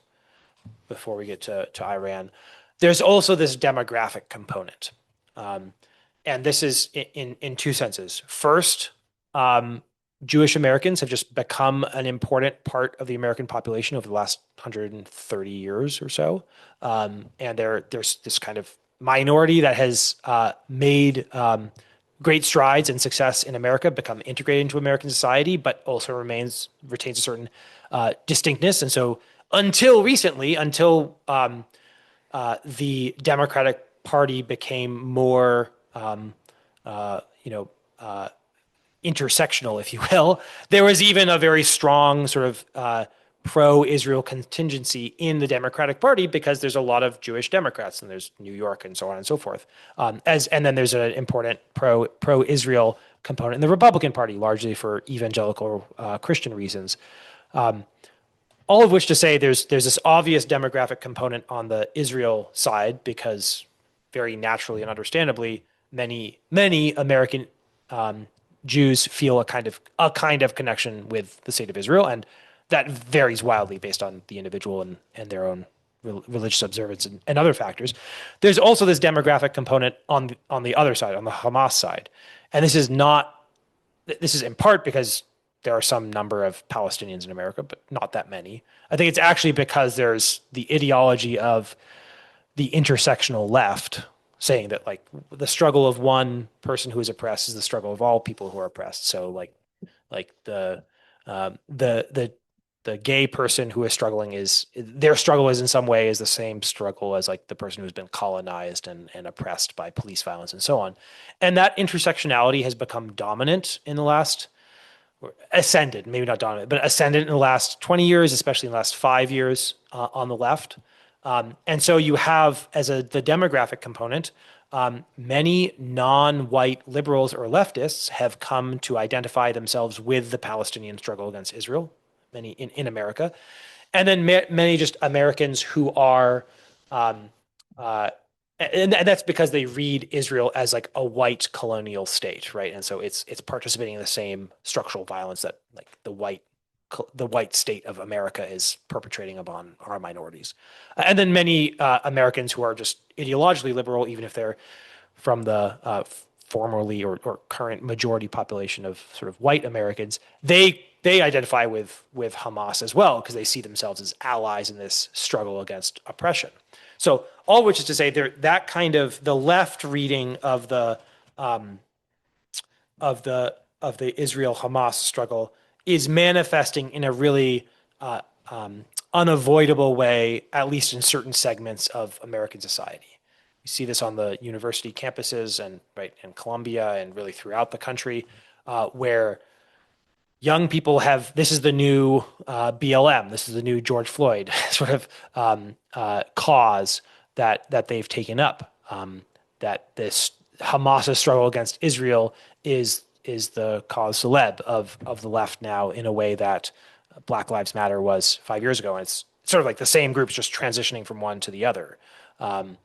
And and that's interesting that we've sort of shifted our attention from Ukraine and Russia to Israel and Hamas because Ukraine and Russia don't have the same demographic hold on the American population. They don't, no. They do in Canada, right? Canada has a massive Ukrainian population and it's a democracy. So, of course, their voice is going to be heard. So Canada has been like stridently pro-Ukraine the whole time. It's like, why do they care? It's because they have a lot of Ukrainian immigrants. I'm like, okay, good for them. That's just their situation. We do not have comparable Ukrainian or Russian populations in America. There's a little bit of that in terms of some of the people like the Vindman brothers who are influential in anti-Trump, the anti-Trump movement in the last 10 years. But mostly it hasn't been this kind of demographic element. It's been cast as an ideological struggle. Some people buy into it, some people don't. So all of which to say, the Israel-Hamas struggle is not ours and is ours. It's not ours in the most immediate way. It is ours in several mediated ways that we have identified with and funded Israel, especially for decades. And now we have significant populations in the United States because of decades of immigration from the third world and increasing Muslim population and increasing global South population, who then become either directly or through ideological indoctrination, identify themselves with the struggle of Hamas against Israel, which they then think of as their struggle against America. And so it has become ours, even though it shouldn't be. There are these strange echoes of this struggle in our own country, I think, for a mixture of ideological and demographic reasons and the way those intersect. So we have this weird situation going back to the horseshoe. Am I understanding correctly that we have this war in which we certainly have geopolitical concerns because at least one of the powers involved is nuclear armed in the situation between Russia and Ukraine? I don't think we had geopolitical concerns in Ukraine. No, sorry. We were concerned for geopolitical reasons.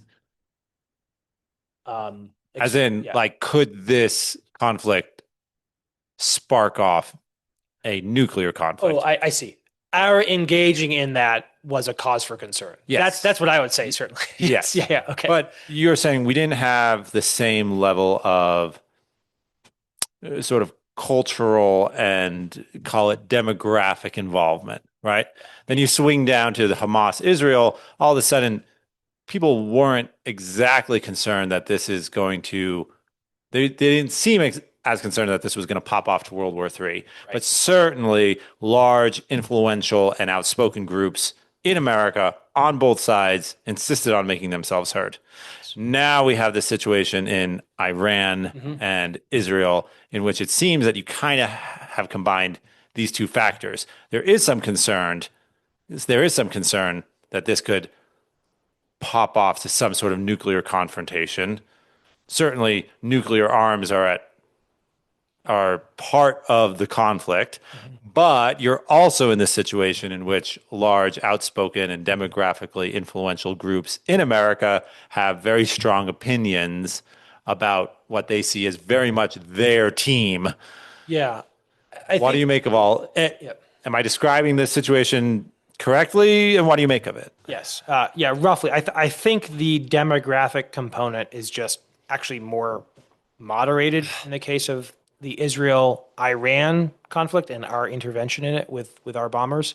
I think, I guess I just haven't seen, and it's not that surprising to me that I haven't seen the same kind of fervor for Iran in among the left as we saw fervor for Hamas, which is in a certain way is strange. Like, really? Like, at least Iran is like a nation. It's like the Iranian government does a lot of horrible things, but it also like just like has traffic laws. Like, I could see having a certain like, okay, they're doing some good things and like a lot of bad things. Hamas, okay, yes, in a certain way they're governing the Gaza Strip and so on, but they're like what they are known for is these acts of brutality and attack on civil. Are they really governing Yeah. the? Are they really governing the Palestinian people, or are they really guarding their essentially their lair? Sure.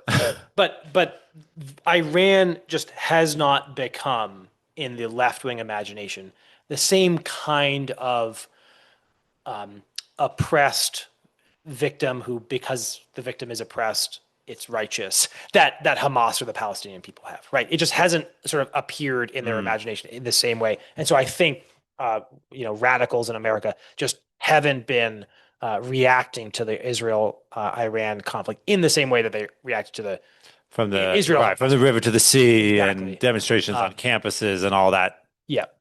all that eventing, and So that's one qualification that the demographic component is a little bit moderated there.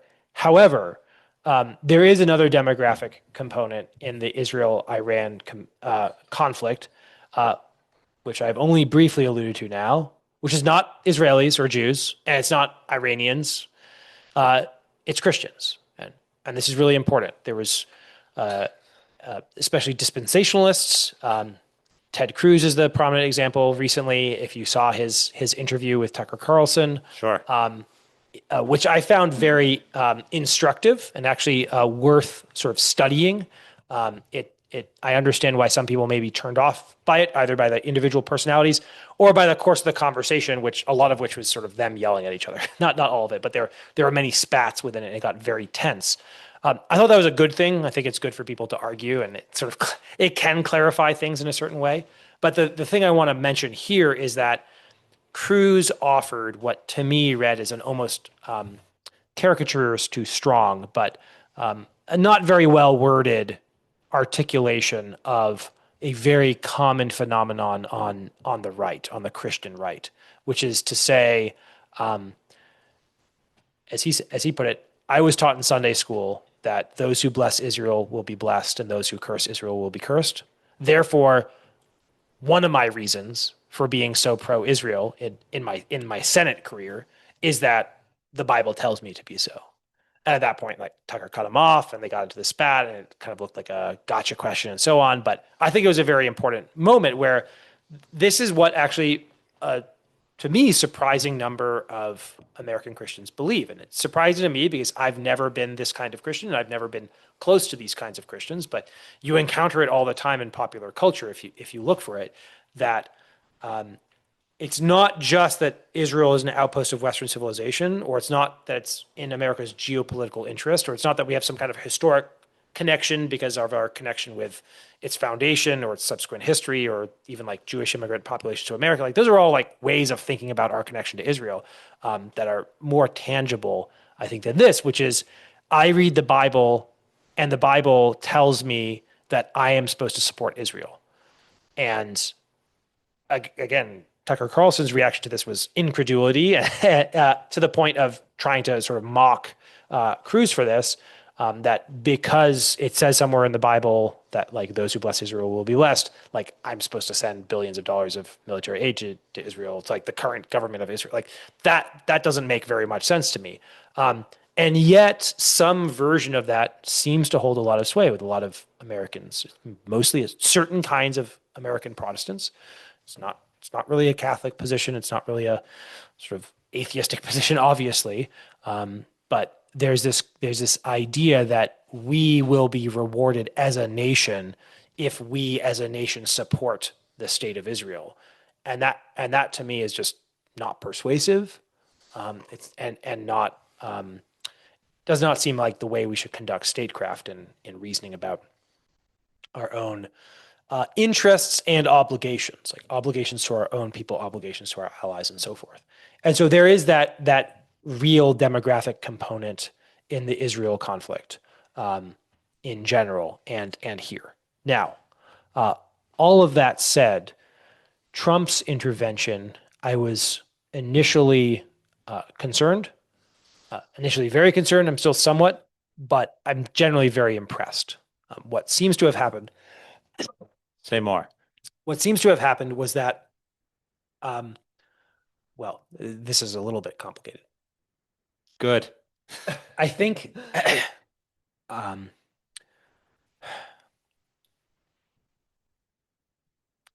Israel spent a good week and a half bombing, degrading Iran's anti-aircraft capabilities and taking out sort of more accessible parts of their nuclear program before Trump sent the B-2s in to drop the bomb, that the bunker buster that actually got down into the Fordo military site, nuclear site. What was going on during that week and a half or almost 2 weeks? It's hard to tell. Maybe we won't know for a long time. Maybe there'll be some good history book written about it in 50 years and we'll understand. But there's a few different theories. One theory is that Trump and Netanyahu had agreed to play good cop, bad cop, and they pulled off this amazing plan where Trump was like not intervening, not getting involved, although Israel was going after them and actually like bombing them for a couple of weeks. Trump was saying, we're going to do negotiations. We're going to do negotiations. We're going to do negotiations.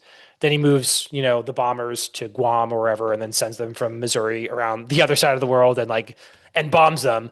And the ruse drops, which is that actually we were working together the whole time. The American policy was not, we're going to negotiate, in contradiction to the Israel policy of, we're going to just go after you. There's instead this kind of behind the scenes coordination. I don't find that very plausible. In part because we know Trump has had a very tense relationship with Netanyahu his whole career. They're not buddies. In part because Trump, after the bombing, after he sent our stealth bombers to destroy the nuclear facility in Iran, he called for a ceasefire. The Iranians and the Israelis almost immediately broke it. And then Trump did something he almost never does, which is he swore in public. I don't know if you saw this video, but he dropped the F-bomb and he does not do that. And this is actually a man of, liberals won't like to hear this, but a man of amazing self-control, right? The guy doesn't drink at all, right? It's like maybe he lacks self-control in certain areas or did at a certain point of his life, whatever. But like he actually has an amazing amount of message discipline. And he, I think, sends messages in a very intentional way. And that video looked to me like he lost control for a little bit. He let himself lose control to send a real clear signal. He said in that is something like, sometimes you have people who have been fighting each other for so long that they don't know what the F they're doing anymore, right? Said something like that. Very clearly, very frustrated about the situation. And he does not express that kind of frustration in public very often. I can't really think of a comparable case. He loves being the deal maker, right? He said, I'm going to have peace in Ukraine on the first day of his term. Obviously that didn't happen, but like he said, we got to have peace in the Middle East. And he sort of said like, well, we're going to let Israel unleash, but then we're going to have peace, right? He very clearly prides himself on being the strong president, but also the deal maker and peacemaker president. And that we saw that in the first term with killing Qasem Soleimani, the head of the Iranian Revolutionary Guard, top Iranian military official, where you have this sort of intensive strike against a high-level target. The Iranians have to respond in some way, but it seems mostly a show, and then things blow over and we don't have World War III. Seems like we're following the same pattern here. And so I don't think it was a good cop, bad cop coordination. I think what happened is that the Israelis, to a certain extent, were trying to force Trump's hand. And maybe to some extent they succeeded. But Trump found a way in that situation, at least it seems so far, of going in, achieving an objective that he's announced since the beginning, which is Iran can't have a nuclear program. His other objective is like no new wars. How do you do the two of those? Very like he said both of those consistently as his positions. Very hard to square that circle or thread that needle. And the way to do it apparently is overwhelming force in a precision strike that stays a precision strike, and then you insist on a ceasefire, and then you strong arm your ally / client state Israel and cuss out their prime minister in public when he doesn't want a ceasefire immediately afterwards. And now we've got something like a ceasefire there. When you say strong arm, are you referring mostly to his rhetoric and his rare venting of anger, or are you referring to other actions? I don't know. I'm that, and I'm assuming there's something behind the scenes, but I don't know anything about that. How could there not be? I mean, an interesting thing that was extensively reported on the Iranian side is that after our bombing of Fordow, multiple Iranian officials leaked to the prestige press in the West that they were going to do a symbolic response. Namely, they informed the Americans in Qatar that they were going to strike. They advised them to move men and equipment out of the way, and then they shot their missiles, and they all got shot down. That's a sign of a very weak regime in Iran, to a certain extent, a weak regime. It's also a sign that maybe Trump's gambit has worked of have a response that achieves his aim, and also don't let this turn into a wider war. It's also to continue to give Trump the benefit of the doubt on this one. This also seems to serve broader goals beyond the Middle East. Namely, if you are Trump coming back into office, you're saying you've been critical of the Ukraine-Russia war and America's role in it and so on. You're also very critical of China, but like, what are you going to do about that? Are you going to actually defend Taiwan? No one knows. If you actually commit to this kind of action of dropping this hardware that only America has, not even the Chinese have the B-2 or this kind of bomb, right? You say, I'm going to use American technological superior force to precision strike a target in Iran and not get sucked into a war. I'm serious. Like when I make negotiations, I'm serious about the peace side, and I'm serious about the war side. I'm serious about using the stick side. And so maybe this is actually a good play for the rest of the Trump administration, namely that here is a man that now the world knows is willing to go there. He's willing to kill Soleimani. He's willing to bomb Iran in this limited but precise and overwhelming and impressive way. He's going to do that. Maybe that helps with negotiations elsewhere in the world, that other world powers take us seriously, that when he says, you must agree to this, we want peace, we want to keep this thing contained, or else, if you push him to a certain point, he'll take that or else, and he'll actually put that in action. So that's my most positive read on it, is that this is ultimately a sign of strength, which secures American interests, does not get us sucked into any further wars, or does not inflame an existing war. And gosh, I hope that's right. I have no idea. I would like us as much as possible to stay out of the wars in the Middle East and elsewhere. And this is, and that's why I was initially very uncomfortable with this. But because I tried to give it some time, and right, it looked like something that could turn into another Iraq invasion. Is that what you mean when you were uncomfortable? Yes, because officials around the world, and in Israel and in America, started using the regime change language, and Trump didn't, but they obviously wanted him to. They made the case, like, you don't actually have peace until you destroy the Iranian regime because they're insane and so on. And Trump seems to think, well, we can destroy their nuclear program, and maybe that in combination with letting Israel do what it's doing against Iran's proxies, maybe that keeps them in their box for another 5 years or something. Right, right. A real situation in which the argument could be the best way to approach this is to keep the chaos manageable. Mhm. That's not exactly the same thing as, oh, I brokered a real peace deal. Right. That's not quite the same thing. But on the other hand, does the does the American president have a greater obligation to keep things relatively stable as his foreign policy and worry more about change in his Yeah. domestic policy? Yeah. Yes. And that was, I guess, an additional concern of mine, which is that I think Trump's most important campaign, I think immigration is a more important campaign promise that Trump made than Iran not getting a nuclear weapon.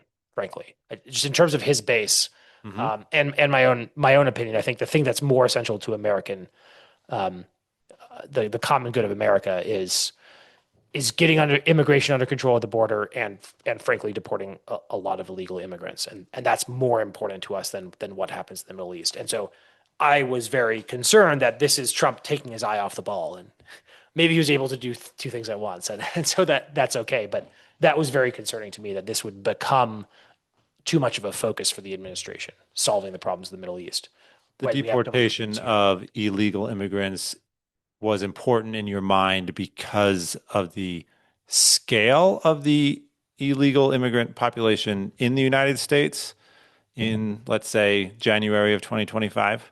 Mhm. It wasn't the fact that there's some over here, it's that there's this many over Yes. here. Yeah.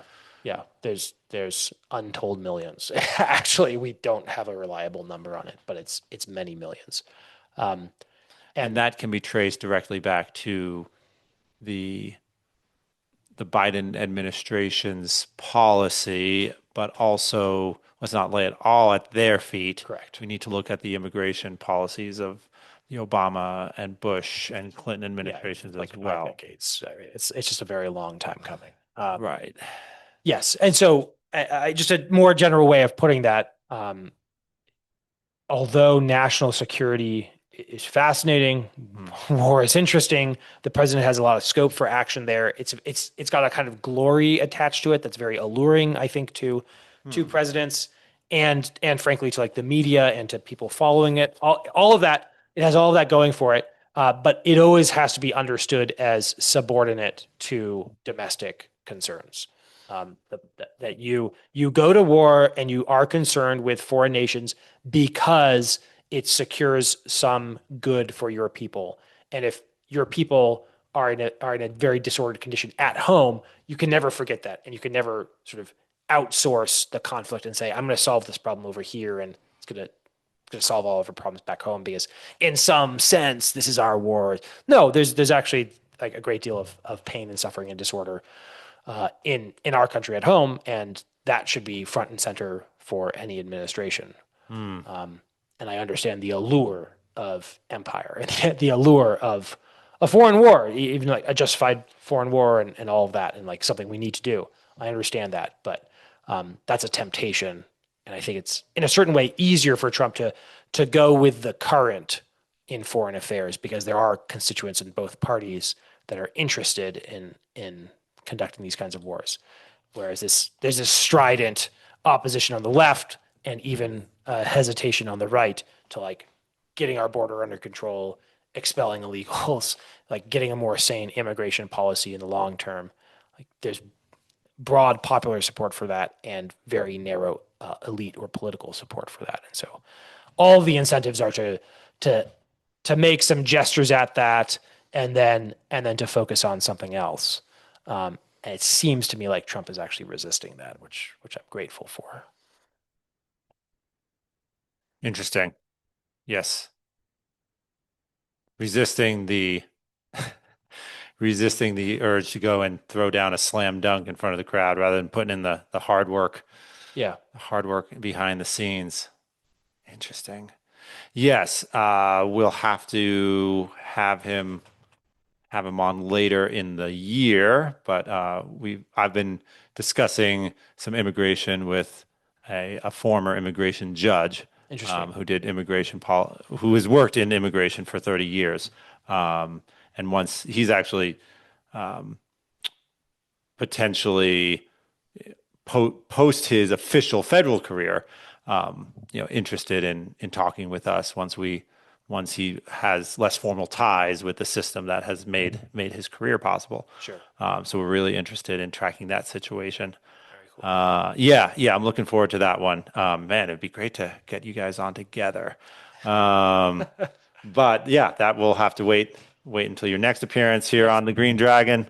Dr. Papadopoulos, always a pleasure. Thank you. Yeah, you keep us well informed, and your insights are invaluable. So thank you. Thank you, guys. Perfect. Good to be with you. Oh.